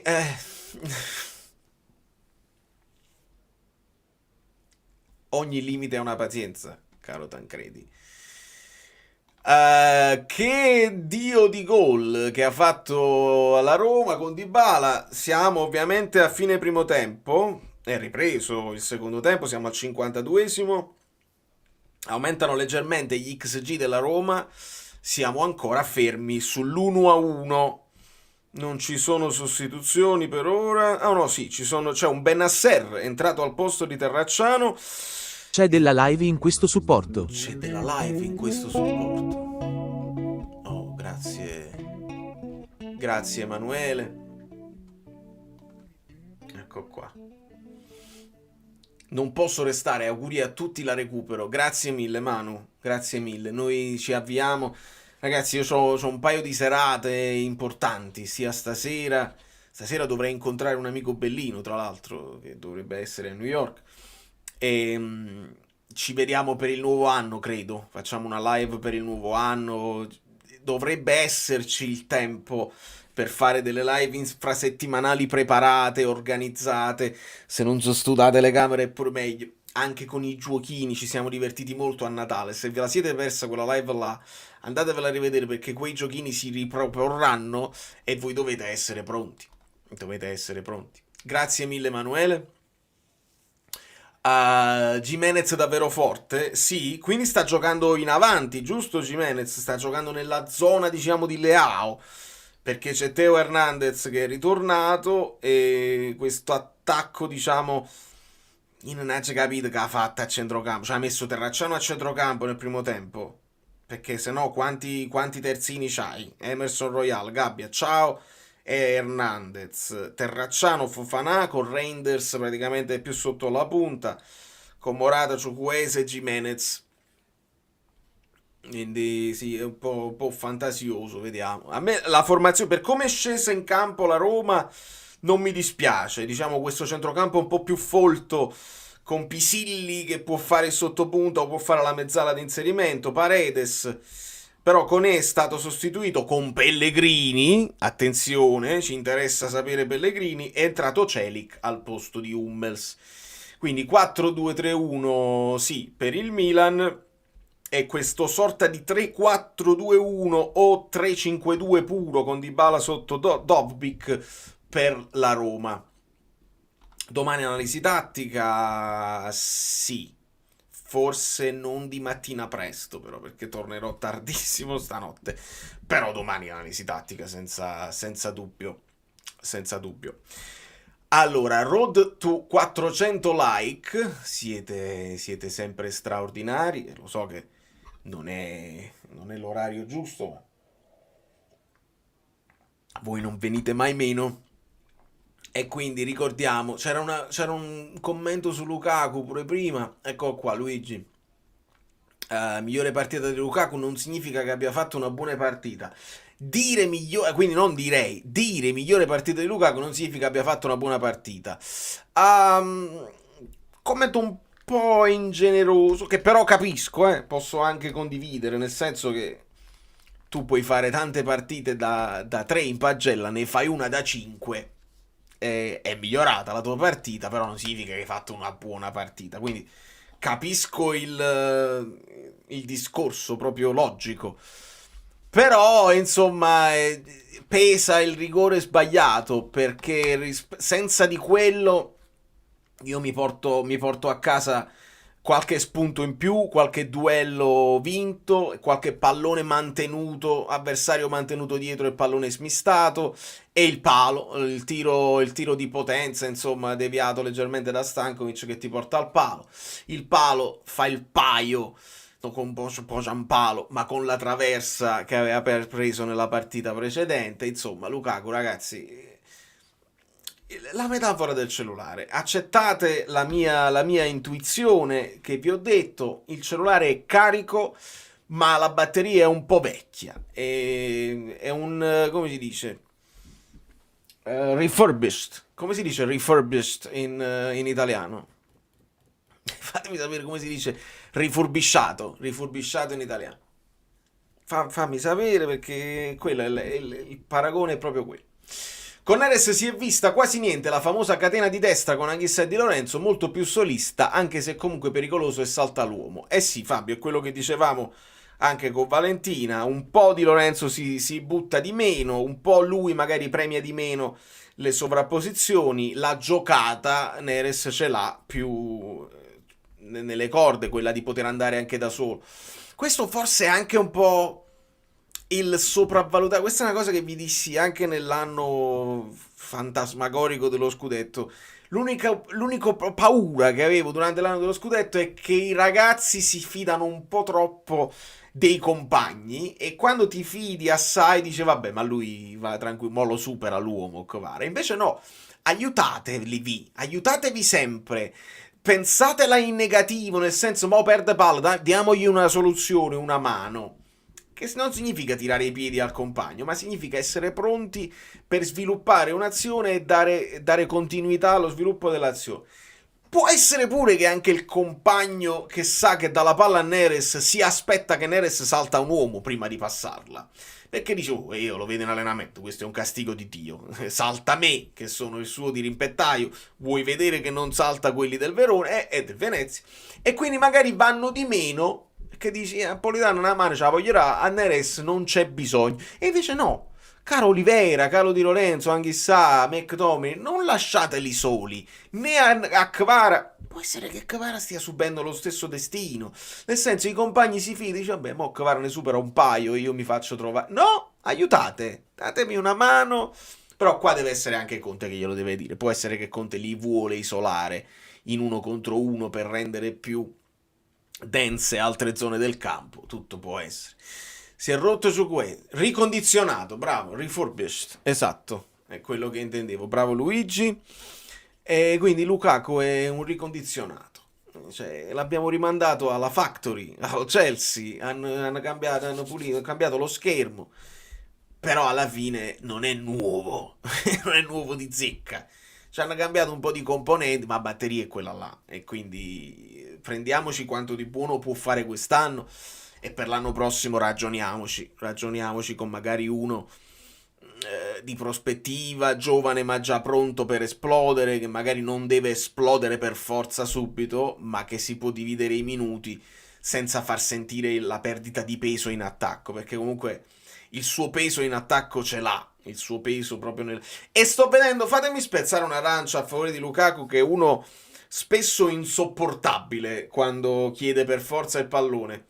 Secondo me con l'età, con la maturità e anche con la consapevolezza, perché Conte ce l'ha detto che Lukaku è un giocatore che sente la pressione, sente la responsabilità, secondo me lui sa che di non star dando il 100%, e quindi lo vediamo meno fare quella cosa, me la davi qua, me la davi là, lo vedo incoraggiare i compagni, e serviva anche questo tipo di leadership, uno che nei momenti... sono stato in parecchie squadre, ascoltami in questo caso, credo che i giocatori abbiano piacere a interagire con Lukaku in questo momento, non lo vedo un problema che poteva essere. Castro, il nuovo Driss. Sì, ne parlano tutti bene. Bel giocatore che potrebbe esplodere. Ecco, questo è il momento. Mi sembra una buona chiamata rispetto proprio a quello che vi dicevo, cioè il momento in cui può esplodere, perché sta facendo intravedere e in questo momento può esplodere e consacrarsi definitivamente. C'è Castro, c'è Bonni, ci sono altri giocatori. Abbiamo parlato di Duran, no? I Duran, e è stata confermata l'espulsione ridicola, dove lui credo che non l'abbia fatto di proposito, insomma, cade, gli capita una scarpata sulla schiena dell'avversario, espulsione. Hanno fatto ricorso respinto, quindi 3 giornate di squalifica. Cosa vuol dire? Che ogni volta che il Napoli si interessa a un giocatore e esce il nome, per far abbassare il prezzo succede una cosa tipo Dorgu che fa l'autogol, in questo momento Duran che è stato espulso e quindi si abbassa il suo valore perché è un giocatore fumantino, eccetera eccetera. Non vi preoccupate, viene a Napoli e non verrà espulso mai più, non è più cattivo, diventa lindo, pinto, educato, timoroso di Dio e timorato, quindi rato e non consumato. Lukaku ha bisogno di un co-titolare. Chiamiamo Manna. Sì, ma Castro penso che non c'è bisogno, penso che lo sanno tutti oramai. Può essere pure che già si sia stabilita una sorta di asta che si può scatenare a fine anno, a meno che non l'abbiano già prenotato, perché poi non lo so quanto una squadra come il Bologna possa trattenere questi gioielli. Potrebbero trattenerlo un anno in più, se credono che questo sia l'anno della consacrazione. Potrebbe essere una scelta anche quello di riportare Zirkzee in Italia, salviamolo. Io non penso che Zirkzee sia diventato un bidone improvvisamente, penso che il Manchester United è in questo momento un ambiente che fagocita calciatori, allenatori. Lo stesso Amorin sta avendo dei problemi, mettiamo in discussione pure Amorin dopo quello che ha fatto, dobbiamo aspettare. Allora, il Manchester deve sicuramente dare un po' di tempo ai suoi allenatori, rifondare probabilmente, fare piazza pulita di alcune situazioni che non funzionano. Il Napoli può dare una mano, però si è parlato anche di Shaw, del terzino, così, e idem, se andate a leggere i commenti. Mamma mia, ma veramente facciamo i soldi con questo? Veramente ci fanno un'offerta? Dobbiamo pagare noi per darvelo? Paghiamo noi lo stipendio? I tifosi in tutto il mondo sono così quando poi prendono una cosa. Quindi salviamolo, mi sembra un messaggio corretto nei confronti di Zirkzee, che non credo che sia diventato un cretino e che magari nel casino che sta succedendo a Manchester non si può esprimere. Poi una volta gioca, una volta no, non è mai titolare inamovibile, poi si deve dividere i minuti, poi alle volte idem che sta succedendo con Rashford, no? È lui che si allena male, è lui che è entrato fuori dalle gerarchie, insomma è una situazione veramente complicata. Manchester in questo caso tutte e due. Io impazzisco per Nico Paz, talento straordinario, credo sia fuori mercato Nico Paz. Credo che il Real Madrid, però il Real Madrid è stracolmo in quella zona del campo, potrebbe non trovare posto, tanti che ne hanno. Ho sentito di interessamento anche dell'Inter. Ora facevo caso su una cosa e ne approfitto con questo messaggio per sottolineare una cosa. Andate a vedere l'età media, e non in generale delle squadre, ma magari solamente di questa giornata. Se andate a vedere l'età media della Roma, 27,5. Età media del Milan, 25,7. Ok? Ma io mi fermo, perché tutte queste cose Guido le sa già. Quindi se il mouse si muove, io lo posso aggiungere alla scena, in generale, ma poi mi sposto, perché così possiamo esserci sia io che lui e non c'è problema. Eccolo qua, Guido. Buonasera amiche Bellini, buonasera amici Bellini, buonasera Valerio. Non so perché tu dai retta o spazio a determinati personaggi. Colpa mia. Vabbè, ma ognuno ha la sua filosofia di vita, io cito solo quelli bravi. Partiamo dalla fine. Bravi. bravi il mister, il suo staff, i ragazzi. Io non pretendo nulla, non chiedo nulla nella vita, ma bravi, hanno superato di poco, ma è un poco tanto la quota Guido, 41 punti. Fermi tutti, c'è follia. Fermi tutti, c'è follia. E Daniele, con grande supporto, vittoria di carattere contro un avversario non arrendevole. L'anno scorso queste gare, la famosa frase, queste gare non si vincevano. Comunque ci è mancata un po' di intraprendenza. Inoltre nei calci d'angolo non bene. Li ripigliamo questi discorsi, Guido, perché poi nel dettaglio dove ci sono ancora margini di miglioramento. Ti prego, continua. Grazie Daniele. No, quindi la prima cosa, complimenti ai ragazzi, bravi, nulla da dire, qua mi sono perso, va bene. 41 punti, apro e chiudo una parentesi molto rapida, voglio dare ritmo, ma ci ho riflettuto in base a delle cose che ogni tanto mi vengono dette, anche l'altra volta, avevi detto che la Juve, ragazzi, io non ho nessuna soddisfazione né umana né intellettuale, né tra l'altro sono permaloso, quindi facciamo un esempio rapido, che io dicessi all'inizio del campionato il Napoli vinceva lo scudetto, il Napoli poi alla fine vince lo scudetto, ma non è che non esiste, cioè la notizia è che il Napoli ha vinto lo scudetto, quindi non è che dice io lo sapevo, l'avevo detto, non conta niente, l'importante è la vittoria, come purtroppo io che valutavo determinate cose, quelli che potevano essere degli elementi di criticità che potevano portare ulteriore criticità, no? Nell'anno scorso, ovviamente crisi. Io non ho nessuna soddisfazione, me l'avevo detto, anzi sarebbe stato bello poter essere minimamente di aiuto, né spero, sogno, credo, no, di ricevere telefonate, salvati, eccetera, no? Ma chi lo poteva dire? No, non sono quel tipo di persona, quindi questo vale per oggi, per il passato, per sempre, chiusa qui. Questo per dirvi che tutto sommato anche quest'anno il campionato l'ho inquadrato bene.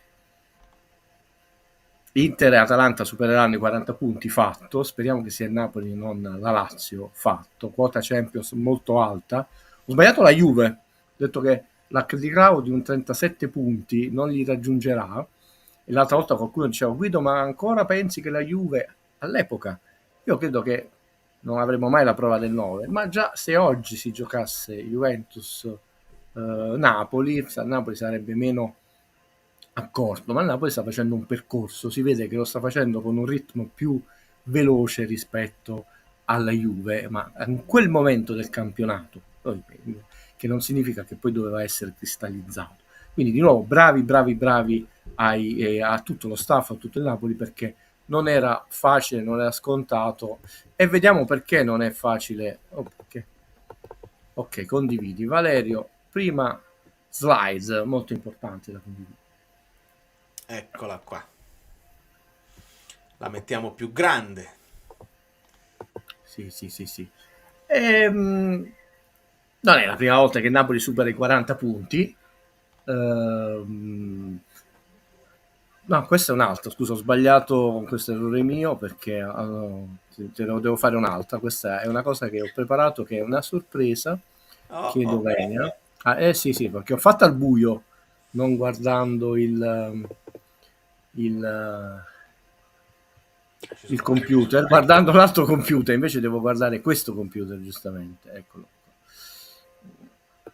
Ti chiedevano 3 squadre a 40 punti, è mai successo? Sì, ve l'avevo detto, un anno anche a 5, cioè può succedere, infatti quegli anni la quota Champions, ve lo feci vedere, è altissima. Chiedo Venia, qui si è impallato nulla, va bene, rifacciamo tutto da capo. No, vai tranquillo, io mi sono reso conto che non siamo né io né te in uno studio televisivo, quindi no, è che la mia volontà di essere come cronache di spogliatoio non può ma è stato, io ammetto i miei errori, io sono io che mi devo calmare, perché guardavo il computer dove sono leggermente indifferita, ma insomma l'immagine l'ho presa al buio. L'ho presa io al buio, errore mio. Facciamo le cose con calma. Non è la prima volta che il Napoli supera i 40 punti di giorno di andata, però non è successo tante volte da quando è tornato in Serie A. La cosa che è rimarchevole, vedete, fece 39, poi 42, poi fece 33, poi 41, 48, 44, 39, 51. È un aumento vertiginoso perché quindi bravi ragazzi di nuovo. Io spero che poi questa quota venga ritoccata al rialzo, però diciamo intanto analizziamo oggi.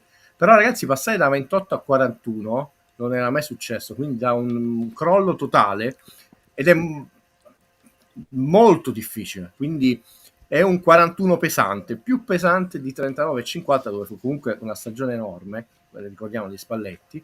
Puoi togliere questa piccola slide e rendetevi conto di quanto sia difficile. Io ve lo dicevo, se no tutte le squadre farebbero 40 punti, almeno le 7 sorelle, perché il Napoli delle altre 13 squadre ne manca una, e abbiamo detto che non per sminuirle in questo momento consideriamo la Fiorentina le altre 13, le 7 sorelle meno une abbiamo già citate.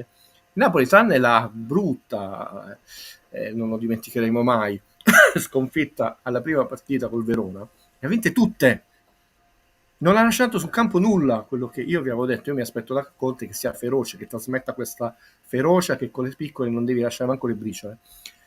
Ha fatto bene, 2 vittorie, 2 pareggi, 2 sconfitte con le 7 meno una sorelle, e questo, cioè, devi essere veramente spietato e fai 40 punti.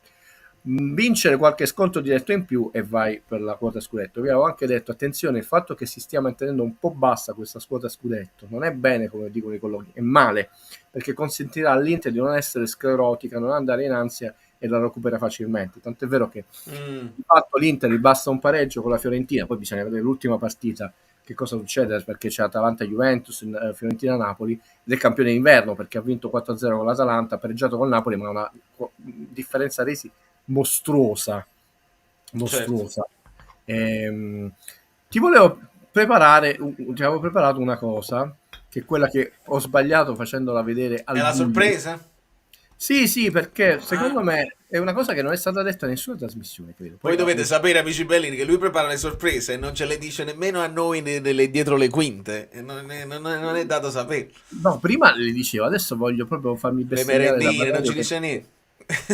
No, non li ho più sentiti quelle delle merendine, chissà quante cose. Penso che siano distrutti psicologicamente, ma perché le merendine scadute fanno male, quindi quella volta mi è bastata. Questa secondo me è una statistica che va tenuta in considerazione, è importante.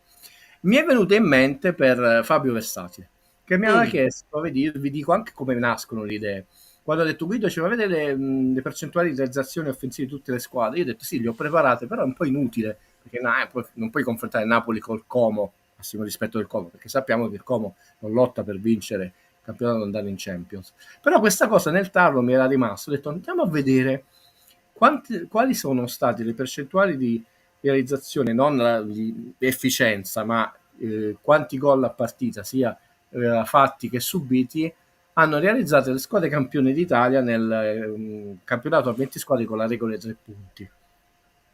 Perché nel corso degli ultimi anni, io vi dicevo, ragazzi, è diventato molto importante segnare negli ultimi 4-5 anni. Chiaramente devi avere una buona difesa. E vedi che negli ultimi anni, 76, 89, 69, tra l'altro il Milan ha il record negativo, è la squadra che ha vinto un campionato facendo meno gol, 65, e poi questo 69. Maestro Sarri è quello che ha vinto un campionato con lui che passa per essere un maniaco della difesa, con più gol incassati, 43. Però vedete, nessuna squadra ha vinto il campionato. Se noi prendiamo la squadra che ha vinto il campionato con il gol realizzati 65, quindi 1,71, nessuna squadra ha vinto il campionato con 1,60, 1,50. Napoli ha in questo momento una media di 1,50, cioè non farebbe neanche 60 gol a partita.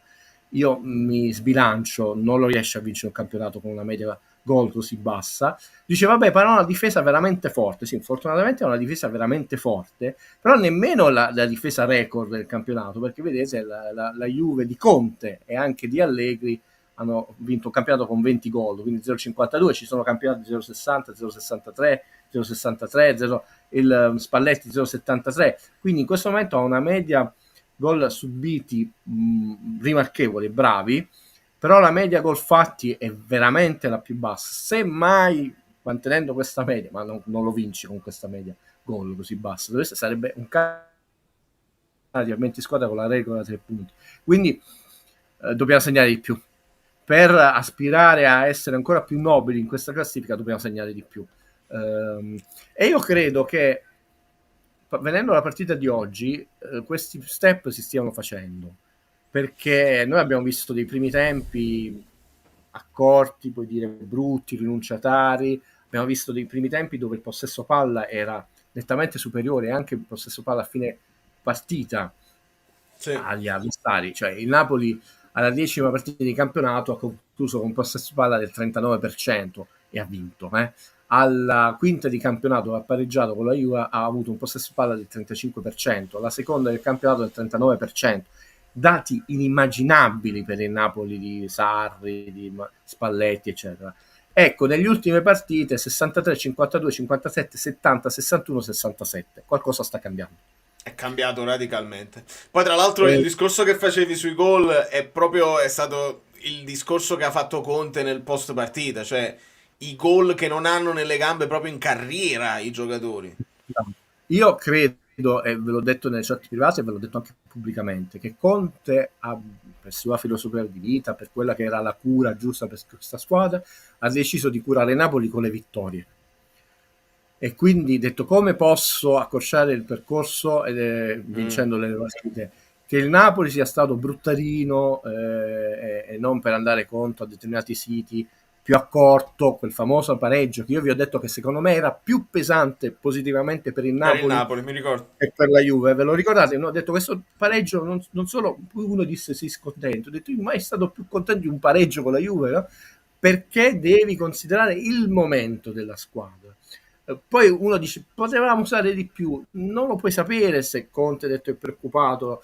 Adesso Conte che era un incretino e come ha detto lui vuole vincere anche se gioca con suo figlio poverino, adesso ha detto bisogna cominciare a fare di più, meglio, più tiri, più azioni, più intensità, migliorare la percentuale realizzativa che è bassina del Napoli, 10, continua a essere questo 10 che mi preoccupa, il 43 relativo, ma è scesa tremendamente quella dell'Atalanta che comunque ha fatto dei punti. Ricordate che era 18 e oltre 46, 43 relativa come il Napoli e 15,4.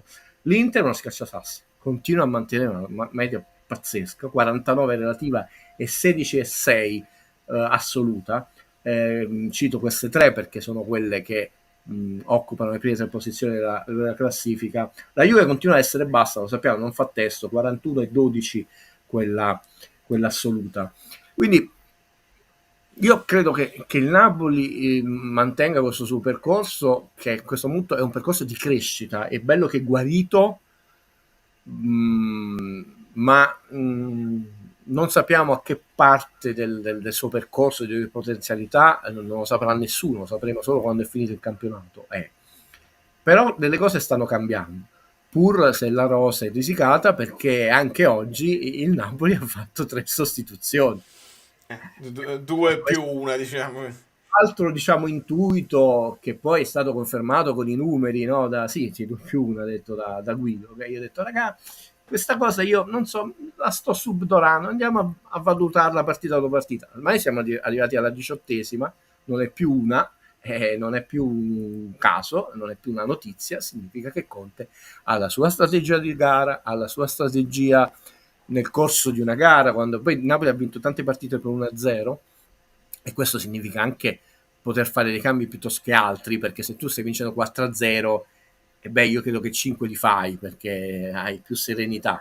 Quindi io credo che il campionato è bello che è definito, si giocherà questi, ve l'ho detto, 4 partite nel girone d'andata e 4 nel girone di ritorno, dove tra l'altro l'Inter è tremendamente favorita perché ci sono una serie di scontri diretti, no? Atalanta con Napoli, Napoli con la Juventus, l'ultima domenica c'è Fiorentina, Napoli, Atalanta, Juventus, dove dobbiamo tenere alta l'intensità e l'asticella. Però oggi si fanno i complimenti ai ragazzi, è stata raggiunta la quota Guido, che è fondamentale, noi dobbiamo tenerla presente perché quest'anno la quota 100 ad oggi, poi ci può essere un crollo di tutte le squadre, è veramente alta e quindi noi non possiamo regalare nulla, anche perché non ci regalano veramente nulla. Arbitraggio però troppe botte prende Kvara, attenzione, c'era una botta sul ginocchio che poi è stato falciato con tutte le gambe, manco fallo.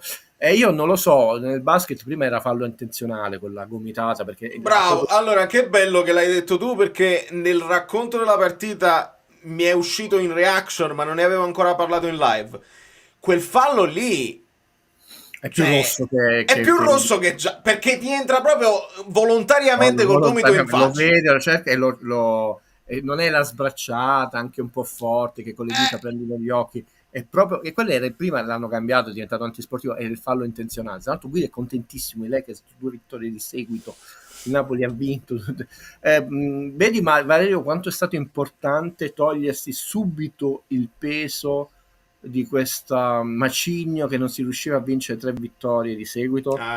Adesso non se ne parla più perché Non Napoli ce ne parli, bravo, non ne è bellissima sta cosa. perché anche strategia e psicologia. Io quando insisto su questi argomenti, alcuni amici bellini si annoiano, lo capiscono, eccetera. E quanto è importante che la Fiorentina non ha perso oggi, perché 3 sconfitte di seguito non ne perdi 4 di seguito, soprattutto una squadra, proprio diventa un fatto numerico. Quale grandi squadre tra le 7 sorelle, la Fiorentina e una quasi sorella. Senti, posso dire una cosa, posso atteggiarmi sulla Lazio? Che avevo detto la sconfitta si paga, la sconfitta Sì. pesante. E quindi le due, già la prima vittoria è stata un pochino risicata e la seconda, nonostante abbiano fatto una grande partita con l'Atalanta, non lo porti a casa il risultato totale. Un pochino le crepe si aprono e un po' di dubbi ti vengono quando prendi 6 gol. Con Lecce ha fatto quasi tutta la partita in 11 contro 10 e l'ha vinta proprio sul filo di lana. Certo, alla fine sono 3 punti e è alzato, perché 30 e 32 cambia la classifica della Lazio, è sempre una buona classifica, però è il modo, quella sconfitta così sonora ti lascia delle crepe. Prima di metterti il cemento, l'intonaco con la pittura ci vuole un po' di tempo, però la Lazio sta facendo un buon campionato, perché scusa, 35 invece ne avrebbe fatti 33, un buon campionato. Alla fine la grande, se uno deve fare la tara tra la narrazione e il fatto. C'è della live in questo supporto. No, c'è della live in questo supporto, Daniele sta fortissimo. Cambio Anghissà, Guido è una brocciatura, messaggio di Conte in chiave mercato, e a questo punto Raspa e JJ meritano di essere tolti dal mercato. Ma io oggi poi ho salutato un mio amico che Bocciatura. torna in Lussemburgo, quindi non ho sentito proprio nulla, manco voi. Ho preparato già subito in tempi record un po' di numeri, cioè. Io questo fatto di JJ io non riesco proprio a capirlo, ma non perché io poi lo ami e sia andato mai a cena insieme, cioè JJ, per fare, visto che tu ti stai divertendo con le metafore, no? È come se un attimo hai la Porsche in assistenza, ma ti prendi quelle Mercedes che hanno pure 500.000 km, ma arriverai sempre indistruttibili a casa mezz'ora dopo, perché non è la macchina ultimo livello. Cioè un giocatore preso a parametro zero, che non ha questo gran sistema, una grande umanità e spiritualità, fa gruppo, è pulito, cioè le partite come oggi proprio non l'usato garantito, e fare tutto il campionato come titolare paghi un po' dazio, no? Sembra che tutti i problemi del Napoli l'anno scorso e di quest'anno, cioè noi avevamo già dati per sconfitti ancora adesso, perché siccome giocava lui al posto di, e io ve l'avevo detto, gioca lui al posto di Buongiorno, e non là, abbiamo perso, cioè, non è successo niente. Napoli ha fatto 3 vittorie su 3, diciamo, con e senza Buongiorno. Che abbiamo detto di Raspadori? Di nuovo tutta questa narrazione. Io chiaramente capisco le esigenze del ragazzo, vi ho detto è molto serio, anche Conte l'ha detto che si allena con serietà, tutte quelle cose che abbiamo già detto. Mi sembra un falso problema, perché preferirei averlo che non averlo, perché chiaramente è un'arma in più. Detto, non è lì dove devo intervenire sul mercato, è un uomo veramente, è lì il fatto di Anghissà, un uomo a centrocampo, siamo corti, abbiamo il vice Lobotka, lo sappiamo, ma quanti minuti hanno fatto Folo e il resto? Folo oggi non convocato. Sì, appunto. Siamo tutti contentissimi, tranne veramente chi è fazioso del campionato di Olivera, però siamo corti, diciamo, no? Quindi mi sembrano falsi problemi. Probabilmente partirà, perché è un ragazzo che ha un ampio mercato, l'abbiamo già detto, da tutti i punti di vista. Cioè Raspadori ha un ventaglio di mercato appunto che può andare dalla Juve a qualunque squadra di medio-alto livello, per le caratteristiche tecniche, umane, per stipendi. Però non è il nostro problema, ha detto. No, Valerio. Assolutamente, no. Poi aggiungo... Anghissà non è bocciato, No, comunque è un cambio tattico. porca miseria, era una partita bloccata, rognosa, Venezia aggressivo, ha pressato molto, ha giocato ordinato, hai bisogno di aprirla, no? Poi bravo Conte che varia anche un po' la tattica della gara, altrimenti dici cambi sempre gli stessi, uomo su uomo, cioè qua appena uno non fa 95 minuti più recupero, mancano, bocciato un giocatore, sei bocciato anche sa, qualcosa non funziona, ma non me la prendo con l'amico Bellino. Ovvio che se tu senti determinati personaggi che dicono che quello non è rigore, io in diretta ho detto ma cavolo, ma come ha fatto a sbagliare? Azione molto bella, non a prendere manco la porta, quasi me l'avevo presa, poi vedi il replay, grazie, non ha preso la porta, l'ha parata col braccio, l'aveva presa e come, no?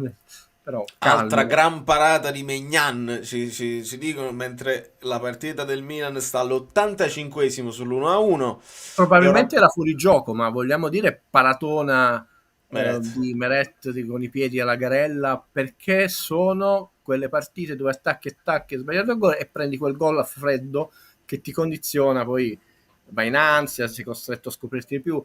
Probabilmente sarebbe stato annullato, spero, dal VAR, perché mi sembra che la partita leggera fuori gioco, ma lui intanto dice io intanto la paro. Esatto. Siamo ideologici, non dobbiamo né... Abbiamo visto gol annullati o concessi per quel centimetro sul tacchetto, quindi non ci possiamo proprio fidare. Non dobbiamo chiedere scuse né andiamo a citofonare alle persone perché devono chiedere scusa, li lasciamo dormire in pace. Durante le feste ognuno si faccia le feste con tutta calma, non andiamo a bussare a nessuno. Ho recuperato, mi sono segnato un po' di commenti degli amici Bellini per Guido, ti faccio parlare, insomma, un discorso che io ho affrontato con molta veemenza, è già esaurito ampiamente. Antonio, ho letto in giro sui social che Kvara è il problema del Napoli, sta nascendo un nuovo capro espiatorio? Prima di rispondere, siccome ti avevo segnalato questa cosa, ma rispondo subito, sono particolarmente contento dei progressi in generale anche della fase difensiva, tolto questo Parma europeo di Pecchi eccetera, e Napoli è la squadra che fa meno falli e che ha meno cartellini, non perché già...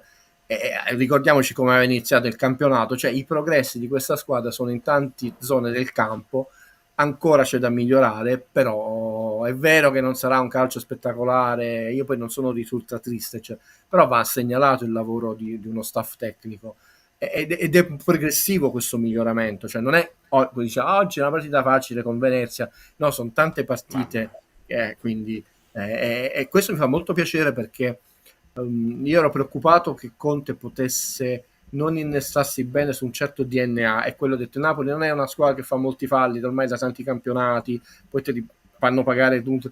Questo lo dico io, mi dissi che ero molto preoccupato alla fine del campionato.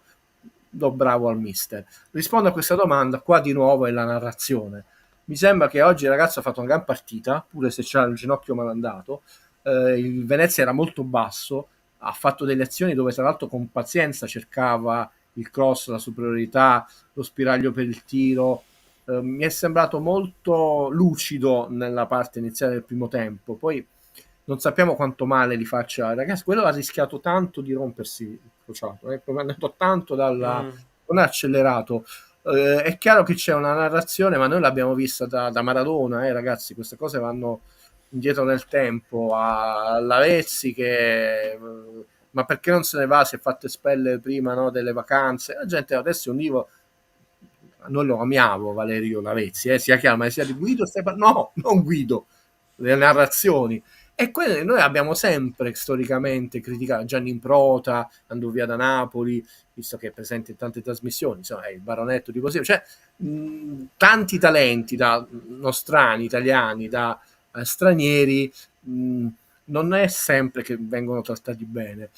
Io non sono insoddisfatto della stagione di Kvara, anche al netto di tanti falli che non vengono fischiati, della posizione leggermente diversa. Chiaramente sta segnando di meno, un po' la sentirà che gli manca il gol perché gli darebbe molta carica.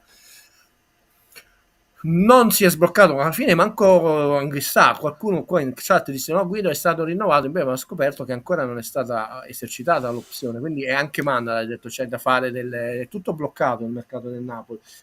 Passano i mesi di Kvara, ma su Kvara io ve l'avevo detto, non Houston abbiamo un problema, avevamo un problema, no? Subito.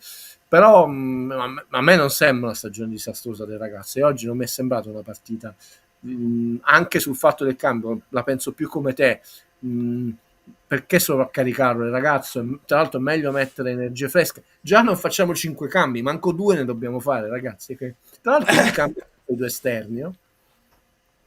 Certo. La detto di Francesco, che loro hanno preparato la partita probabilmente anche a 1000 perché sanno che quei 2 cambi Conte li fa perché li vuole sempre freschi, però è un falso problema di campo che sta diventando un vero problema di narrazione. Quanto può influire? Questa può essere la domanda, Guido, questa non lo so, non solo la testa di Kvara, un po' influisce.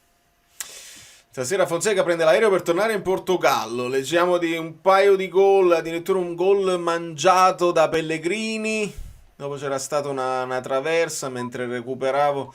Traversa della Roma annullata per fuorigioco, quindi siamo ancora più precisi nel racconto della partita. Recupero un po' di altri messaggi.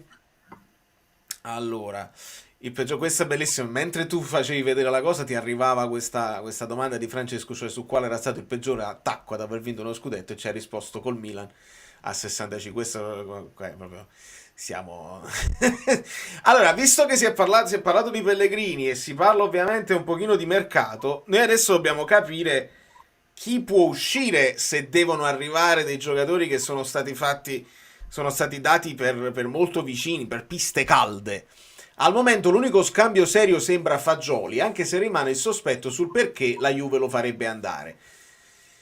Visto che Conte ha utilizzato Raspadori e lo sta raccontando come interno di centrocampo, forse questa può essere l'aggancio, cioè in attacco qualche soluzione l'abbiamo, è a centrocampo che siamo molto molto più corti.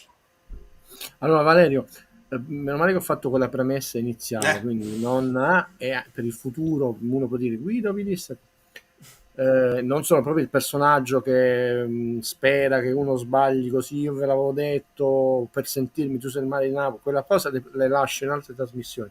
Io sono molto preoccupato perché sono 2 conferenze, fino adesso siamo tarati sia Valerio e io proprio anche con Mister Conte come lo siamo stati con Spalletti, questo ci fa molto piacere proprio psicologicamente, sono molto preoccupato perché Conte, che è un ambizioso, qualcuno può dire presunto, quello che vogliamo, però non è un cacasotto eccetera, ha detto in maniera molto chiara l'importante è che non me la indeboliscano, lasciatemi il minimo, anche solo numericamente.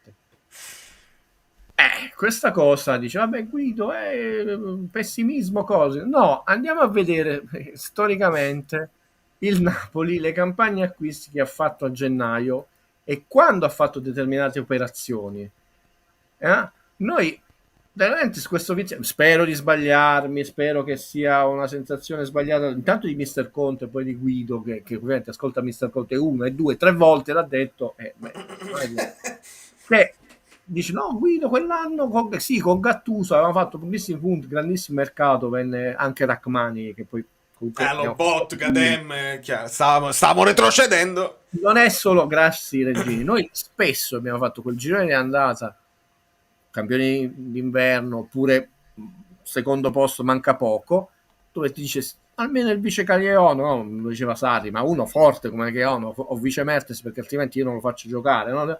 Niente, o addirittura abbiamo incominciato a cedere Gabbiadini, El Kaduri, l'anno Giacchini, Max Ivoni, quell'anno 2018-19, vabbè la Juve era in grande vantaggio, acquisti nessuno, me lo ricordo, ceduto Amsic a febbraio, Napoli-Sampdoria e Rog, il famoso Rog che doveva fare meraviglie. Rog. Quindi questo vizio, se vi andate a vedere le campagne acquisti, gli anni dove dici vabbè, l'anno dove poi Milan prese Cassano, no? E tu prendesti che c'era Mazzarri, il giocatore spagnolo che era difesa a 3 che non lo faceva giocare, insomma Speriamo, perché cioè, le parole di Conte mi hanno messo un po' di ansia. Victor Luis e Mascara. Secondo me Victor Ruiz non era male, non gli abbiamo No, era dato... un bel piede. Tecnico, alto tecnico. Bel Non piede, poi abbiamo- comunque è tornato a giocare in Serie A in Spagna, ha fatto una carriera onesta in Serie A, però non era il Brocco, solo che Mazzarri, no, però per dire, c'era uno scollamento tra direttore sportivo, presidente e Mazzarri, che tu dici comunque non gli prende quello che lui vuole. E lì il Milan prese 2 pedine non da poco e noi prendemmo 2 pedine che non giocarono, perché poi Vittor Luis fece 7 presenze in totale tra campionato e coppe, ma in campionato giocò proprio. Qua si Eh, vedrà il peso di Conte, se Conte ha un peso specifico quindi, diverso. ragazzi, io non mi occupo del mercato. Intanto, come Conte, È sarei finito. contento se non la indebolisci, perché sarebbe veramente una beffa. E lo sappiamo. 3 pedine è l'ottimo, 2 siamo contenti, una, diciamo, vabbè, una tra centrocampo e difesa, non che dobbiamo sempre lamentarci. 3 non ci credo, un acquisto buono, io sarei già contento. Queste operazioni che si sentono in giro mi preoccupano molto. Nella Juve, addirittura Chiesa. Sono Mamma tornati mia. in auge tutti quanti. Anche Rugani hanno rimesso in mezzo. Cioè, come No. se con Man devono uscire solo i giocatori della Juve. Ma non perché della Juve, ragazzi, quando io scrivo in chat a Juve tutti i No, problemi, ma che se ne frega, ma anzi. perché proprio questi giocatori che stanno più a terra che in campo. Infatti in Inghilterra subito te lo stanno rispedendo come fecero con non ce ne poteva giocare pure nell'Avellino, qualunque cosa, è che non mi piace. E alla fine poi tu hai giocato nella Juve che vinceva tutto, non è che hai giocato nella Juve Stabia, con tutto rispetto, sei andato in Premier League e non in una squadretta, cioè una squadra che mi sembra che sta asfaltando il campionato. Quindi tutto questo grande talento, non dico che devi fare la differenza, non dico che devi fare bene, ma un onesto campionato, e manco quello. Questi nomi mi preoccupano molto, perché preferisco tenermi Raspadori, che è un ragazzo serio, tu dici ancora non sappiamo in quella zona, tanto è un ragazzo serio. Il suo lo fa, anche oggi ci ha regalato come quello, tu è facile l'accostamento con lo Spezia, no? Sono 3 punti d'oro che cambiano molto, non solo il morale, ragazzi, fare quei punti che io mi sono scappato di dire ti condiziona positivamente il giro di ritorno, soprattutto se ti difendi nelle prime 4-5 giornate. Vedremo il mercato e spero che sia una sensazione tutta sbagliata mia, perché Conte, non so, pure lui ha sentito aria strana e ha messo subito le cose in chiaro. Sotto non si scende a questo livello, sotto, come ha detto, vabbè, ci lavoro io, cerco di migliorare la resa a questi ragazzi, ma perché lui l'ha spiegato anche da un punto di vista proprio tecnico, cioè io ho bisogno negli allenamenti di avere questi giocatori di movimento perché mi serve l'intensità degli allenamenti, cose che io vi ho detto, Don Gesù, sono bidone, ragazzi, voi dovete vedere anche quanto servono i giocatori per mantenere alta l'intensità, la concentrazione. Anche giocatori, Guido, ascolta questo spunto che mi stai facendo venire. Anche giocatori seri, nel senso che Juan Jesus accetta il suo ruolo di secondo e non va a entrare, cioè devono saltare gomito a gomito su un calcio d'angolo nell'allenamento per far male, per prendersi il posto. Questa è un'altra cosa che non lo so se un Gatti contro un Calulu, quando saltano in allenamento, se si fanno lo scrupolo. Questa è una cosa di cui non si parla a parte mai. la gente può sognare Danilo, Skriniar, eccetera, e poi chi fai uscire? Buongiorno, Rachmani, cioè. Però notate queste cose, perché poi la narrazione di questo ragazzo con Gesù, veramente io l'ho preso a cuore, ma più che altro perché mi sembra uno sbilanciamento, sembra il peggior Brocco, uno che ha giocato nella Roma, nell'Inter, nel Napoli, campione d'Italia con 90 punti, un bidone. È uscito per crampi, è andato ogni tanto a terra per crampi, quindi significa che comunque questi allenamenti, pure se ovviamente non sono la gara, non è totalmente diverso il ritmo gara, si gioca a volte partite in campo ridotto, eccetera, significa che il ragazzo in questi mesi si è preparato bene per quando si dice si fa trovare il pronto, ci poteva pure stare, capita a tanti giocatori, no? Che quando giocano una partita e non giocavano da tanto tempo, a un certo punto all'80° accusano un po' anche questi piccoli particolari ti fanno capire di certi ragazzi che sono seri. In più, siccome lui il suo ruolo lo sapeva interpretare molto bene di Chioccia, cioè, non è uno che non sta giocando e lo vedi musone, crea il capannello degli amicizie perché si fanno contro il mister. Lui probabilmente sarà quello che trascinerà il gruppo, come si è scoperto anche dal film, no? Quindi è un falso problema. Poi verrà ceduto, ma andrà via col sorriso, non lo vedo uno che parlerà male però non credo che sia ceduto lui. Credo che Conte, a meno che non arrivano due mostri di giocatori, e Conte è contentissimo. Però non lo vedo uno non apprezzato da Conte, anche perché Conte apprezza molto l'impegno settimanale vedi, oggi è entrato Raspadori, sia perché probabilmente gli serviva quella tipologia di apriscatole il giocatore, e perché probabilmente ha visto che il ragazzo in queste settimane, pur giocando poco, era pronto. Ci stava con la testa, sì. Assolutamente. Quindi interessante, adesso sarà a vedere anche la distribuzione, visto che il girone di ritorno, ricordiamo, il girone asimmetrico è diverso anche l'ordine. Il nostro Pasta e Cei ci dice: il girone di ritorno sembra più facile, tra virgolette, rispetto a quello dell'andata. Match importanti distribuiti bene. Cioè non ci sono tour de force dove abbiamo tutti... No, secondo me è più difficile, sono tutti all'inizio. Nelle prime 11 giornate il Napoli affronta tutte le 7 sorelle. E di Infatti nuovo il finale è più equilibrato. Sì, quello del Napoli è proprio distribuito malissimo, sembra proprio a farlo inciampare e perdere, e dà la possibilità all'Inter, che alla quarta è il derby, ma nelle prime 6 partite non ha nessuno scontro diretto, e il Napoli incontra molte squadre, ma ripeto, nelle prime 11 andate a vedere, il Napoli affronterà tutte, Juve, Roma, Atalanta, Lazio, Inter, Milan, quindi era importante fare molti punti in genere andata. È importante le prime 3 partite fare il meglio possibile, dove tra l'altro le coppe sono vabbè, il Napoli non ha niente, quest'anno la coppa è un po' diversa perché adesso si è interrotta la Champions League, poi riprende prima, però l'Inter dovrebbe farcela nelle prime 8, camminiamo passo dopo passo. Il Napoli, tranne colleghi che lo accreditano di vincere, che se non vince è un fallimento eccetera, l'Inter è al 90% lo deve vincere, cioè la favorita. E io ho detto la Juve come un condor, ma proprio deve crollare l'Inter a quartata. L'Atalanta sta facendo bene, mi ha detto ma ce la farà fare l'ultimo miglio. Ho detto se l'Inter inciampa l'Atalanta, se continua a far bene l'ultimo miglio. Conte, se rimane lì incollato a vista a una partita, soprattutto superato 4-5 giornate del girone di ritorno, poi diventano tipo, è più facile marcarsi, ma non è che è più facile, niente è più facile. Noi dobbiamo essere, secondo me, soddisfatti io penso che fare così tanti punti dopo non solo il girone di andata, ricordate che noi il girone di ritorno l'anno scorso abbiamo fatto peggio del girone di andata, 25 punti. Mamma mia. Quindi confrontiamo andata con andata, però da un punto di vista temporale è più vicino al girone di ritorno, quindi è andato scendendo il Napoli.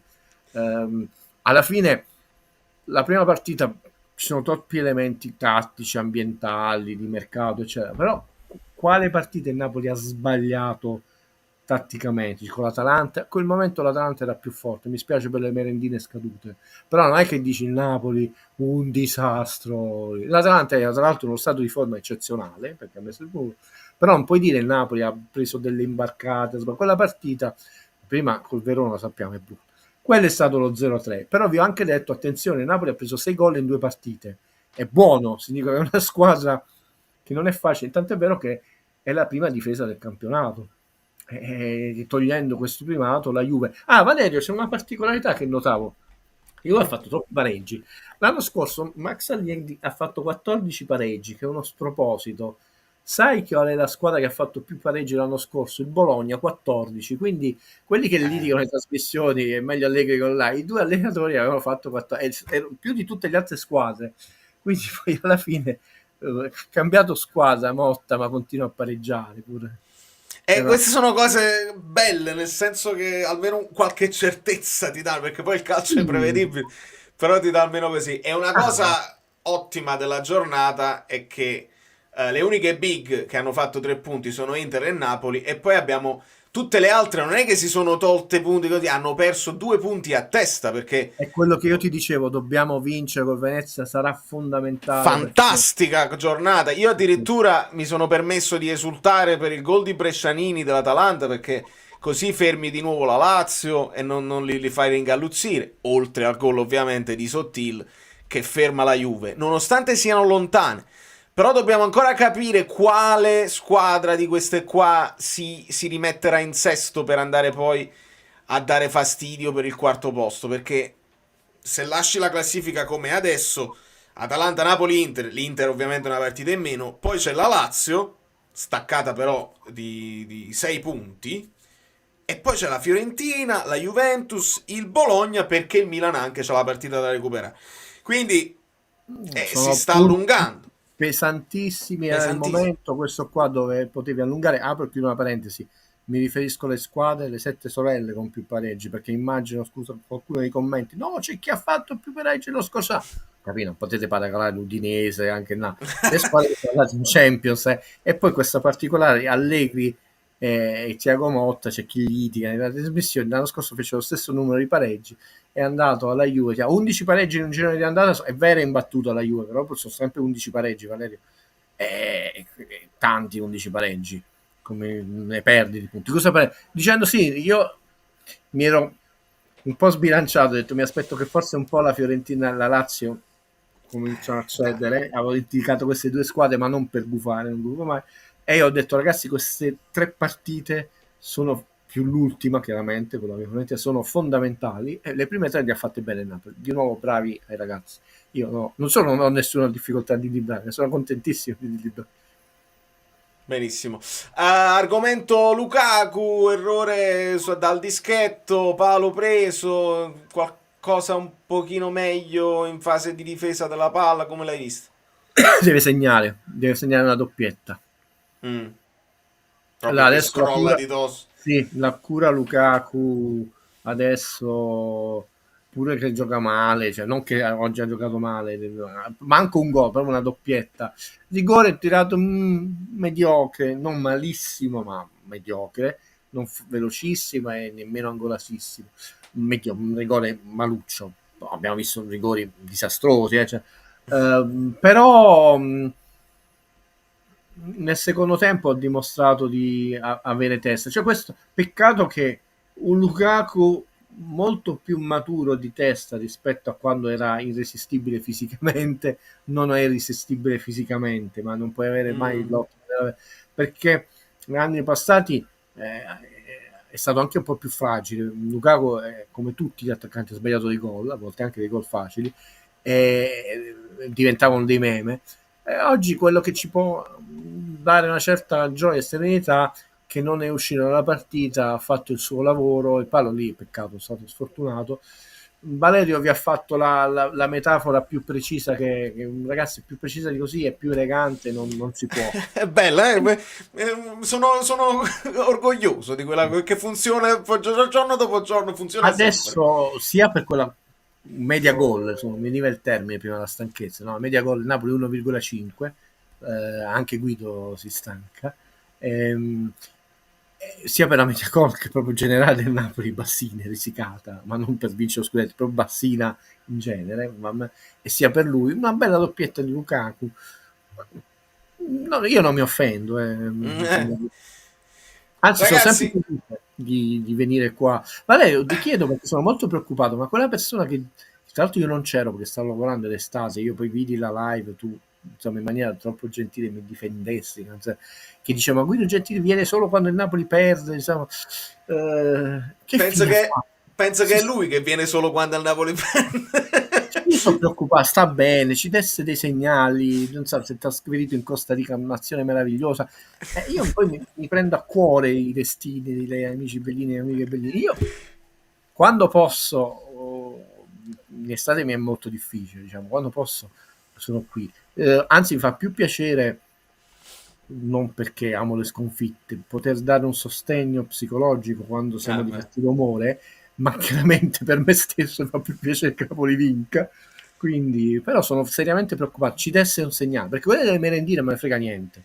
Spero che cioè, mangino meglio, dico però quel signore, no? Ma Ci poi lo desse- dissero, mi ricordano, vedi che lo dissero anche a me, che facevo io la live solo di 15 minuti perché stavo a suonare, maledizione a quando il cervello non vi funziona, che ero a suonare, mi era a mettere 2 ore mentre stavo suonando perché il Napoli vinceva. Ah, Valerio non ha, diciamo, il tesserino di giornalista formalmente, però ragazzi in questi anni ha fatto un lavoro di, togliete il fatto del tifo di cronaca proprio, di notizie, di analisi, qualche giorno salta, cioè, ma quasi quotidiano.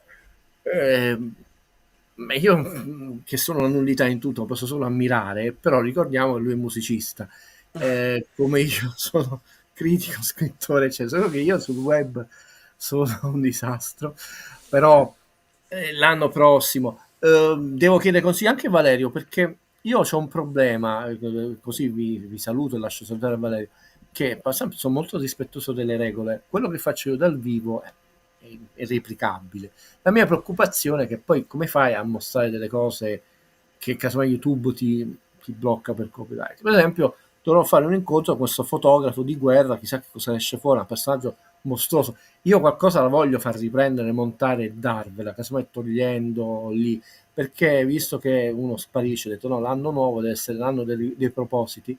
Ehm, Vediamo, noi abbiamo questo problema perché pensate Valerio potrebbe pure fare un making of dei suoi concerti, verrebbero bloccati, però ricordate, e chiudo, che questo povero ragazzo che vive in una città meravigliosa e la sua vocazione è la musica, e tra l'altro la musica devi suonare continuamente, devi provare, poi New York non è proprio stati piccolissimi per spostarsi, io molto probabilmente mo, per esempio degli appuntamenti, ve li ho detti, già partono, cine letterali, letteratura eccetera, sono molto complessi da preparare, cioè comunque io sono proprio prestato in maniera proprio vereconda vengo qui da voi, però Valerio fa di tutto e di più quotidianamente, va solo apprezzato e tra l'altro permetteteci, non per presunzione, noi in questi 2, 3, quanti, ormai non li conto più, Rita mi disse quanti anni sono passati, ma quante cretinate vi abbiamo detto? Veramente zero. Veramente poche, sì. Veramente. Cioè, possono essere un errore, ma un errore in buona fede, cretinate proprio no. Quindi, amico Bellino, dove sta? ma io sono preoccupato per te. Quando vinciamo, io sto qui, però dacci un segnale. Ma come, Bene. già finita? Ma come? Ho lanciato il link nel canale Telegram. Se non siete iscritti al canale Telegram, trovate il link in descrizione. Se qualcuno vuole fare gli auguri di fine anno in video, altrimenti ci salutiamo perché c'ho anche delle cose. Stasera c'è un bel concerto da fare. Conceição sarà il prossimo allenatore del Milan. Esonero di Fonseca è imminente. Aiuto, che sta succedendo? Guido, noi però l'avevamo detto. No, non ci aderisco sto fatto, l'avevamo detto. Però l'avevamo detto. Cioè, voglio vedere se la società Milan è all'altezza delle società Milan del passato oppure se viaggiano a vista e come la Roma stanno un po' confusi e non intervengono tempestivamente. Sì, mi permetto perché poi mi fu chiesto, poi tu ami quando mi stimolano su certe domande. Allargando il discorso anche anticipiamo, no? Cioè no, almeno allarghiamo alla Roma, all'Liverpool, eccetera. Io che dissi, come vedi le società forti, cavolo, il Milan tra l'altro dovrebbe essere forte non per blasone, per storia, per organigramma, cioè, perché così non solo omaggi un grande allenatore come Klopp, eccetera, ma la transizione sarà molto forte, perché ti prendi, invece che i gas di scarico, ti prendi l'energia di un allenatore come Klopp. Poi sta andando meglio di quello che uno poteva prevedere, perché in Champions League ha vinte tutte. Cioè. Dissi, Mourinho è una legacy incredibile, cioè solo i trofei che ha vinto con l'Inter sono superiori a quelli che la Roma nella sua storia, non ha vinto Champions. La separazione di Mourinho fatta dalla società Roma è stata la peggiore possibile, non perché sia sbagliato prendere o meno De Rossi, perché diciamo, la modalità distrugge con tutta la stampa come se fosse un principio bollino, non ce la facevano più, cioè stai pagando tutto. La stessa cosa vedendo al Milan, chiudo, detto, ma che stanno combinando? Colleghi che si sentono più importanti, questo non è da Milan. Cioè, ho detto, il futuro di questo allenatore potrà fare qualunque cosa, è già segnato come lo era quella di Garcia, però sono quegli eghi più importanti alla fine della società stessa, perché non quelle farai il male del Milan, poi queste cose si pagano, perché poi è difficile raddrizzarle certe stagioni. A questo punto non è minimamente un problema del Napoli, perché diciamo sono delle sorelle che la Roma non andrà in Champions, ma manco col Concorda se lo rimettono in pista, per dire. Il Milan si sta complicando la vita, però erano cose abbastanza prevedibili, non perché siamo il divino Telma, cioè o gufiamo, perché ci sono dei meccanismi, tra l'altro storici, che sappiamo quando funzionano bene e quando non funzionano bene. Non lo sappiamo e possiamo dire, tra l'altro, aggiungendo a Liverpool, andando in un'altra nazione, vedi, funziona bene +1, aggiungendo, funziona male, aggiungiamo 2 ulteriori esperienze negative, quindi alla prossima diciamo ne abbiamo 102, 103, male, molto male. Può darsi che lo difendono, ma io ho visto il futuro di questo allenatore segnato prima ancora di fare la prima partita. Assolutamente. Cioè, quindi Guarda chi c'è. Buonasera a tutti. Non vedo maglie bianconere, cioè, se no non parlo con questa persona. No, stasera... I rombi? No, non so i rombi. Allora, Valerio, stasera sono quadrati bianco-azzurri, a è una fine gag anno, infatti noi ragazzi sono vestito doc. sì. No, perché qualcuno è una gag, qua si scherza in modo lì. Fabio è una persona splendida umanamente, quindi non mai sia di perché offendi sempre, va. Noi ci divertiamo con Fabio, lui sta al gioco, lui mi sfota, state sereni, non lo dirò più, però sappiate che quando è così noi un po' ci piace scherzare. A fine anno bianco-azzurro, perché ci sta Guido, poi a gennaio iniziamo di nuovo. Va bene, perché se no non ti parlo, non ti parlo. Lo so. Comunque 28 rigori consecutivi Lukaku veniva, cioè segnati, 28 rigori consecutivi, lo doveva sbagliare. Ma non mi trovo, no, quali aprile 28? Ho letto prima, aprile contro il Lecce, mi sembra il Lecce, aprile 2023, non sbagliavo il rigore. No, allora, la statistica che portava su Paramount era 15 su 16 no, lo pure segnati. Hanno detto 28 rigori consecutivi ha segnato.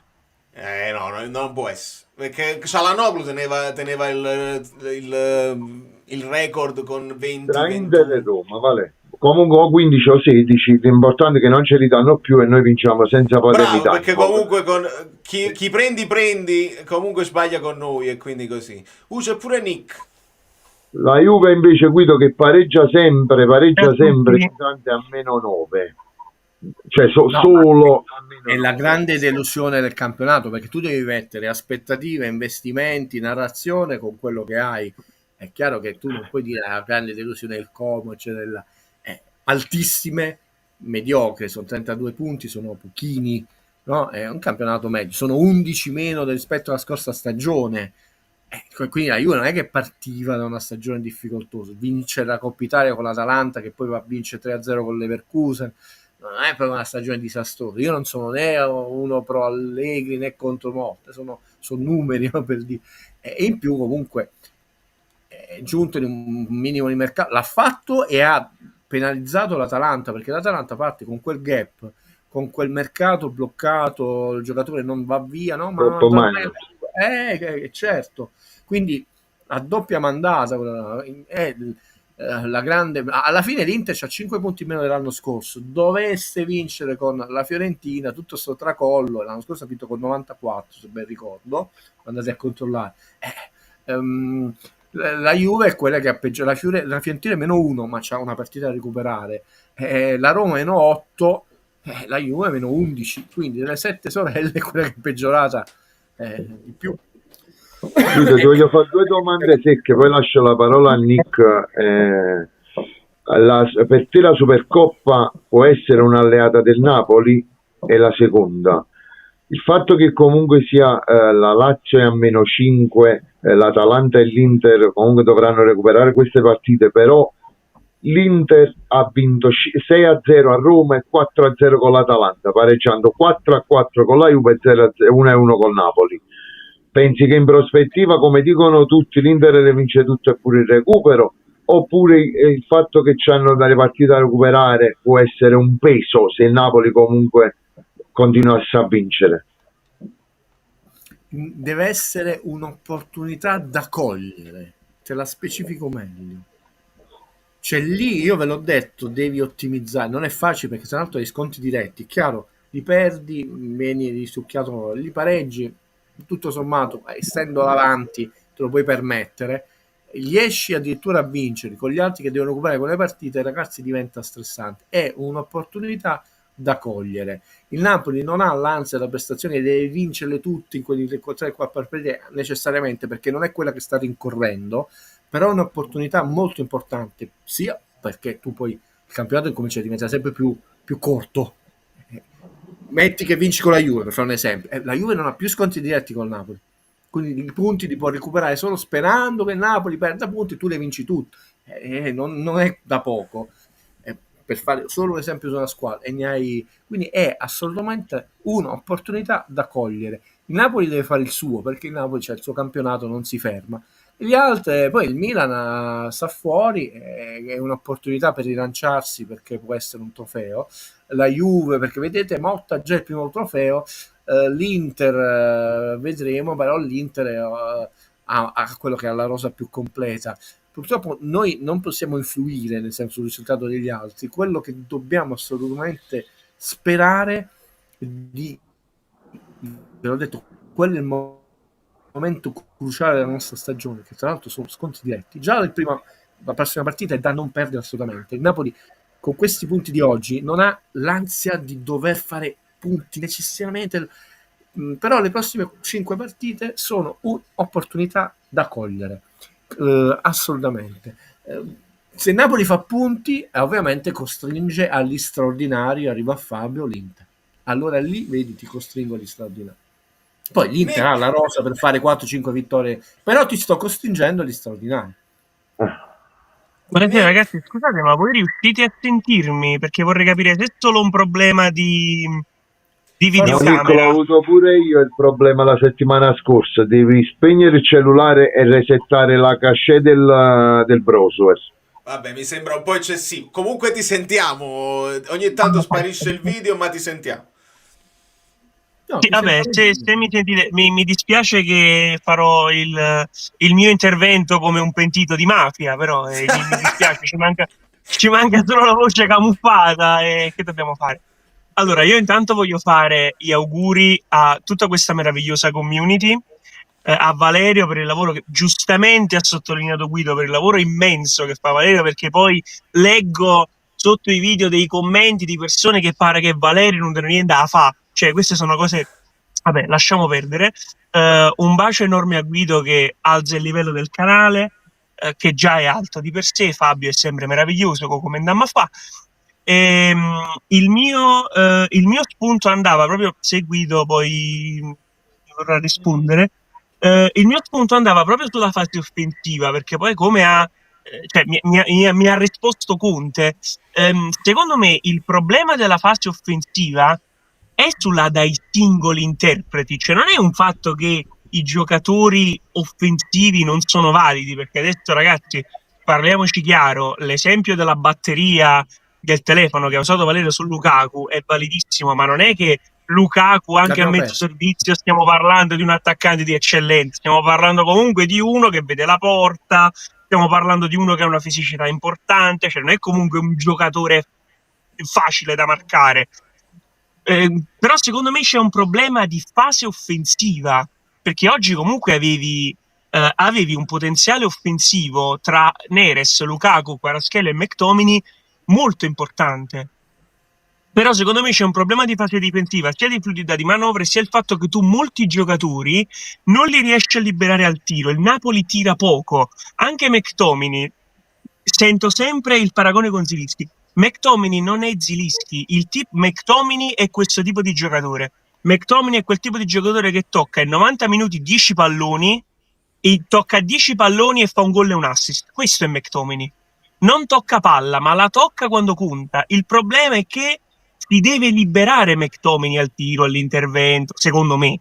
Poi non so, in caso Guido, se ho detto castronerie, bacchettami che No, deve essere ma che esco un sacco di spunti. Il Napoli ha 63 punti in porta e la Juve, che storicamente tira molto meno del Napoli, 73.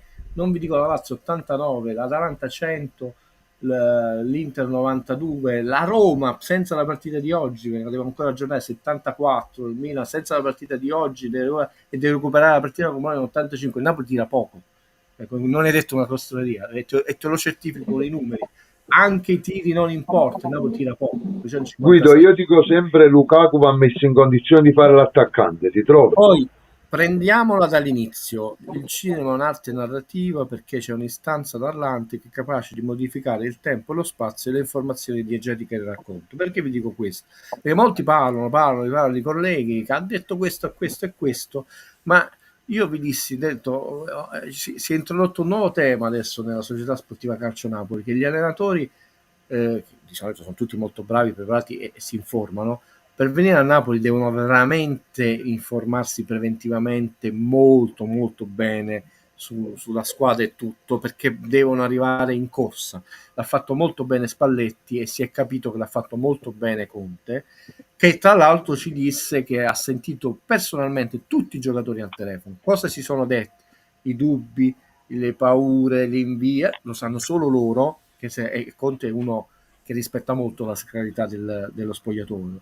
Perché dico questo? Perché lo spunto è interessante, quello che invece hai detto tu, ovvero Conte, e ce lo certifica Conte, che certi giocatori comunque hanno nelle gambe, nella testa, c'è a questo punto una soglia, e questa soglia lui la deve alzare, intanto come singoli. Perché ce l'hanno queste? È solo un fatto di deficit tecnico, si è perso dello smalto, si è a fine carriera, sono subentrate delle paure, sicurezza, lo sa solo Conte, che però penso che il suo staff proverà a migliorare questa cosa qui, ma io penso che si parli molto a chiacchiere e poi invece molte cose vere le sanno solo i diretti interessati e a volte negli anni poi vengono raccontate, ma non subito. Quindi di nuovo non è detto una castroneria, ma è detto una cosa molto vera e tra l'altro certificata da Conte, dalle partite, da come le vediamo, dei numeri, cioè tutti questi elementi 4-5 collimano perfettamente. Non è che dici io mi fisso su questo 63 però poi è una cosa in mezzo al nulla, no, è una cosa però siccome noi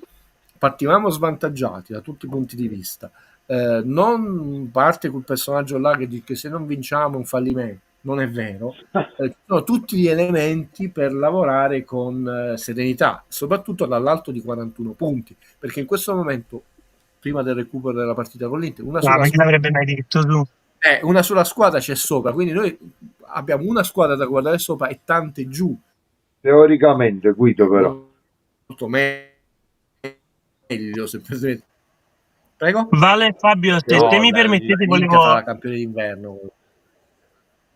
Se mi permettete volevo chiedere solo un'altra cosa a Guido, che è un mio cruccio. Io già l'ho detto a Valerio questa cosa, però è un mio cruccio che volevo che Guido lo sentisse. A maggior ragione il tuo meraviglioso collega che dice che se Conte non vince lo scudetto è un fallimento.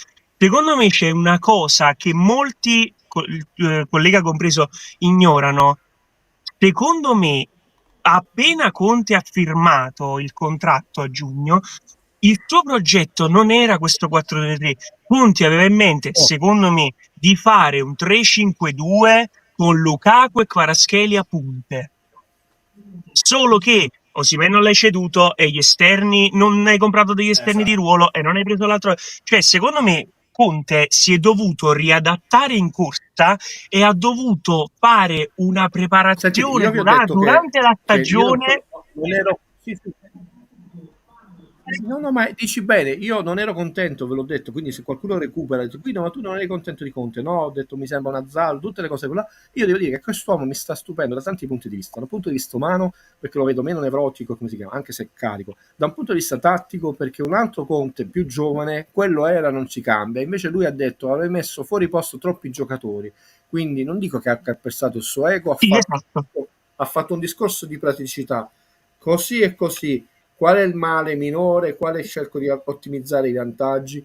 Quindi quest'uomo, io lo devo dire, è parte del vantaggio, nel senso, detto, non mi è simpatico umanamente, detto, e per me, perché me lo ricordo, deve arrivare quinto, che non significa, se arriva quinto io gli dico bravo mister, solo per Quinto dico bravissimo mister, quindi non mi sono No, dimenticato. anche noi, però è una cosa che molti non prendono in considerazione, che questa non è la squadra che voleva Conte. No, Conte voleva fare il 3-5-2, poi appena gli è arrivato McTominay e appena ha capito che gli esterni non c'erano, Spinazzola a mezzo servizio, lui forse voleva Wanderson per dire un nome e non gli è arrivato, gente che fa l'esterno di professione, non il terzino adattato, E non lui è ha scelto manco il male Hamsik, minore. non è Zelinski, non è manco Hamsik. Se vedete oggi un'azione che era la classica azione di Hamsik, quando tu penetri in aria, non ha avuto i tempi per il tiro, che Hamsik lì tocca e tira. E quanti gol ha fatto in dietro la curva A, ve lo ricordate? È un altro giocatore che viene da un altro campionato, che ha un'altra fisicità. Non sto dicendo che è un brocco, eccetera. E devi mettere, quindi dici tutto bene, nel senso, però No, un Conte giocatore che ha altre caratteristiche. Anche in quel 3-5-2 ipotetico di Conte, McTominay avrebbe tutt'altro impatto, perché è un giocatore verticale, è un giocatore che tocca il pallone una volta, il colpo di testa, il tiro al volo, il tiro di prima, e questo è McTominay. McTominay non è un giocatore, cioè, a parte che poi ho visto troppi paragoni con Hamsik per me è un fuoriclasse. Non è un giocatore forte, no, è un fuoriclasse, toccava che è il diverso. pallone, Ma poi che aveva era quella incredibile. capacità di abbassare il ritmo della partita, alzarlo quando voleva lui, però insomma, secondo me questo è tutto un grande divenire, perché Conte da settembre a novembre ha fatto un'altra preparazione e questa è una cosa che nessuno ha notato, secondo me. No, perché sparano chiacchiere, non mi interessa se è per vero o per provocare. Sapete, la mia sfida è con il campionato, non è con voi, non è farmi il bello, non è nessun vantaggio. A volte io vedo delle cose, vi cito perché facevo una dotta conversazione, dotta solo per la sua bravura e il talento, non per me che abbasso il livello, con Tore, sull'NBA. Esaccenda, Guido. Sì, e Tore diceva, però tu queste cose le hai dette 2 anni fa. E io mi ricordo che quando dissi una cosa, una persona dice, certo che Guido quando parla di NBA è proprio insomma, mi offese. È uscito un articolo che, sì, bello tu, però l'NBA sta perdendo ascolti perché è tutto un tiro da 7, tiro. E io dissi, Stephen Curry, immenso, è un genio, però ha cambiato il gioco, che è diventato molto più estremo, eccetera. È una cosa detta 2 anni e mezzo fa, che nella mia testa era molto chiara, è avvenuta con chiarezza, è un articolo americano, ho detto, poi nella mia vita, cioè io certe cose le vedo con chiarezza, non lo dico mai per provocare, per farmi bello, come dica, quindi lascio questo genere di provocazioni a questi personaggi. Io questo libro ho regalato a mio papà, perché non è che li cito e poi li cito, veri. Allora, Aiuto, lo poi voglio. ma che lucidità quell'uomo, ma anche nel parlare, cioè, non sembra che ha 90 anni, maestro Cariselli, lei un faro. Guido, ti leggo questo ultimo commento e poi ci salutiamo. Sul quinto posto non concordo, le riflessioni sulla scorsa annata sarebbero coerenti in un campionato normale. Qua ogni anno le squadre in crescita smantellano e quelle forti vendono un paio di top. Sì, probabilmente sono io che mi esprimo male. Io non dico che deve arrivare il quinto, come si chiama. Io ho detto che se dovessi arrivare, io verrei qua e non direi ha fallito, ha pagato troppo, come si chiama? Ho detto ok, decimo, quinto, terzo, primo. Voglio questo percorso, no? Per dire. Ho detto attenzione. È chiaro che in questo momento il suo percorso, sono entrato e ho detto gli faccio i complimenti a lui, allo staff, ai ragazzi, eccetera. Bravi. Vale, rimettilo quel messaggio di prima. Mi rimetti un attimo il messaggio di prima, per favore? Perché è molto interessante quello sugli allenatori. Su questo fatto è vero. Quasi tutte con un allenatore nuovo, sono tutte tranne solo il Napoli è là sopra con l'allenatore nuovo. Infatti, bravo, perché pagano Dazio, la Roma, tutti. La Lazio è andata meglio, però. Sì, però stanno perdendo colpi. Le uniche che non stanno pagando Dazio sono il Bologna, che è italiano agli stessi punti di Diego Motta, e la Lazio.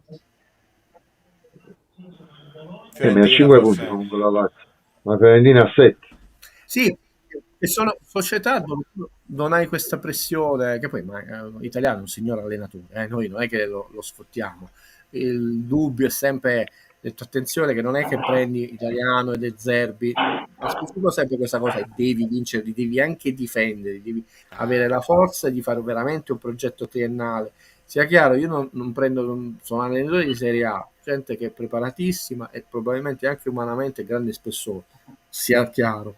E a me non piace quando senti trasmissioni, dobbiamo prendere italiano, maestro. Ragazzi, non vinci così automaticamente, devono fare il percorso. Lo stesso De Zerbi ha detto di se stesso questo, cioè, quindi questa è detto, e voi avete la capacità di difenderli come tifosi, no? Che al primo pareggio uscite di pazzi, visto che ormai qualunque cretino entra, siete indegni.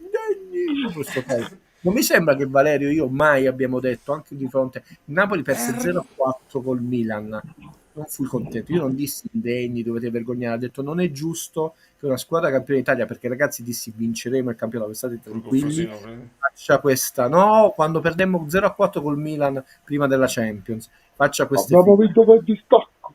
Do il benvenuto a Francesco89, un nuovo iscritto, e ci parlano di esonero per Fonseca, il che poveri, prima di Natale. Sergio Conceição. Sergio Conceição, che per me dovevano prendere già in estate. Mi sembra risparmiavano dei soldi. Ah già, c'è anche il fatto se poi trovano un altro impiego prima di Natale, poi non avevano il peso dell'ingaggio, ma sono problemi che noi abbiamo avuto l'anno scorso e che quest'anno non ci devono riguardare. Voglio ringraziare Fabio Versato. Vale, un altro portoghese, tra Sarri e tutti quanti a Lega hanno preso un altro portoghese. Bene, però così, bene per... secondo me Sergio Conceição parla meglio l'italiano. Parla meglio l'italiano. No, ma a parte no, ma perché lui affrontò, non mi ricordo se affrontò la Lazio, l'Inter, comunque gli fecero una domanda in italiano e lui rispose, e ti dico meno male che non l'hanno preso ora e non in estate, perché a me Conceição piace molto, è un allenatore molto sottovalutato, è un allenatore che fa un 4-4-2 molto solido, è un gran motivatore, meno male che è arrivato in corsa, perché sennò il Milan avrebbe fatto tutt'altro campionato. Bene, Fabio, ti bacio forte. Buona fine, buon inizio a tutti, forza Napoli, e come ha detto Guido, le prossime 4 cerchiamo di fare almeno 6 barra non vado oltre. Un bacio. Alla grande, ciao Fabio, un bacione, ringrazio e saluto Nick. Perdonatemi nuovamente per i problemi sono quelli che sono. Un bacione a tutti. Ciao Nick. Ciao, un abbraccio a te. Guido, io ne approfitto, rispondo a Francesco. Francesco, contattami @ValerioFluido o su Instagram o su Telegram, c'è la mia mail anche su YouTube per contattarmi. Sono a tua completa disposizione. Grazie. Il Liverpool ha vinto 5-0 pure oggi, ma non lascia proprio nulla.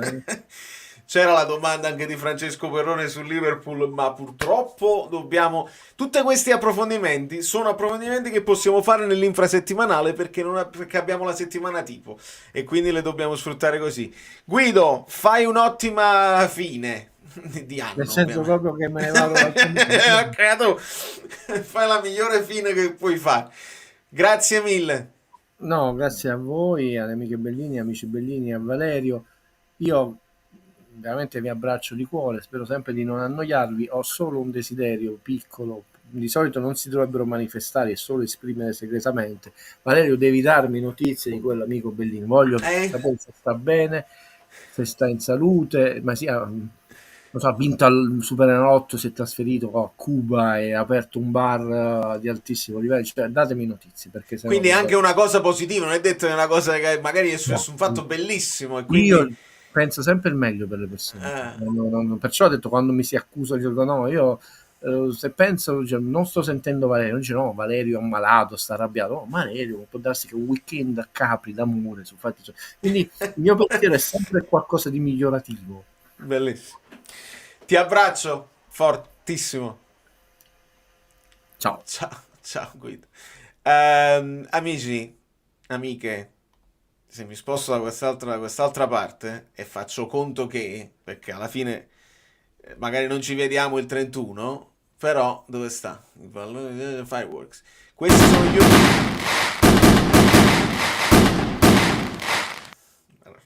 sono gli unici botti che dovete scoppiare, non vi facete male, fate i bravi e forza Napoli sempre. Molto quasi. bene, vedo un clima sereno, mi fa piacere. Allora, prego.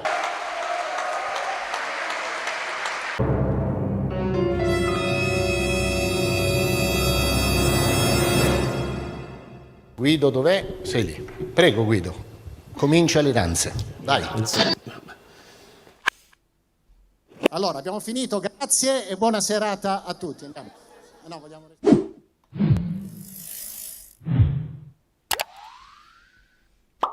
Certo, 41 punti, io con la Fiorentina accetto pure il pareggio. Te lo puoi permettere, però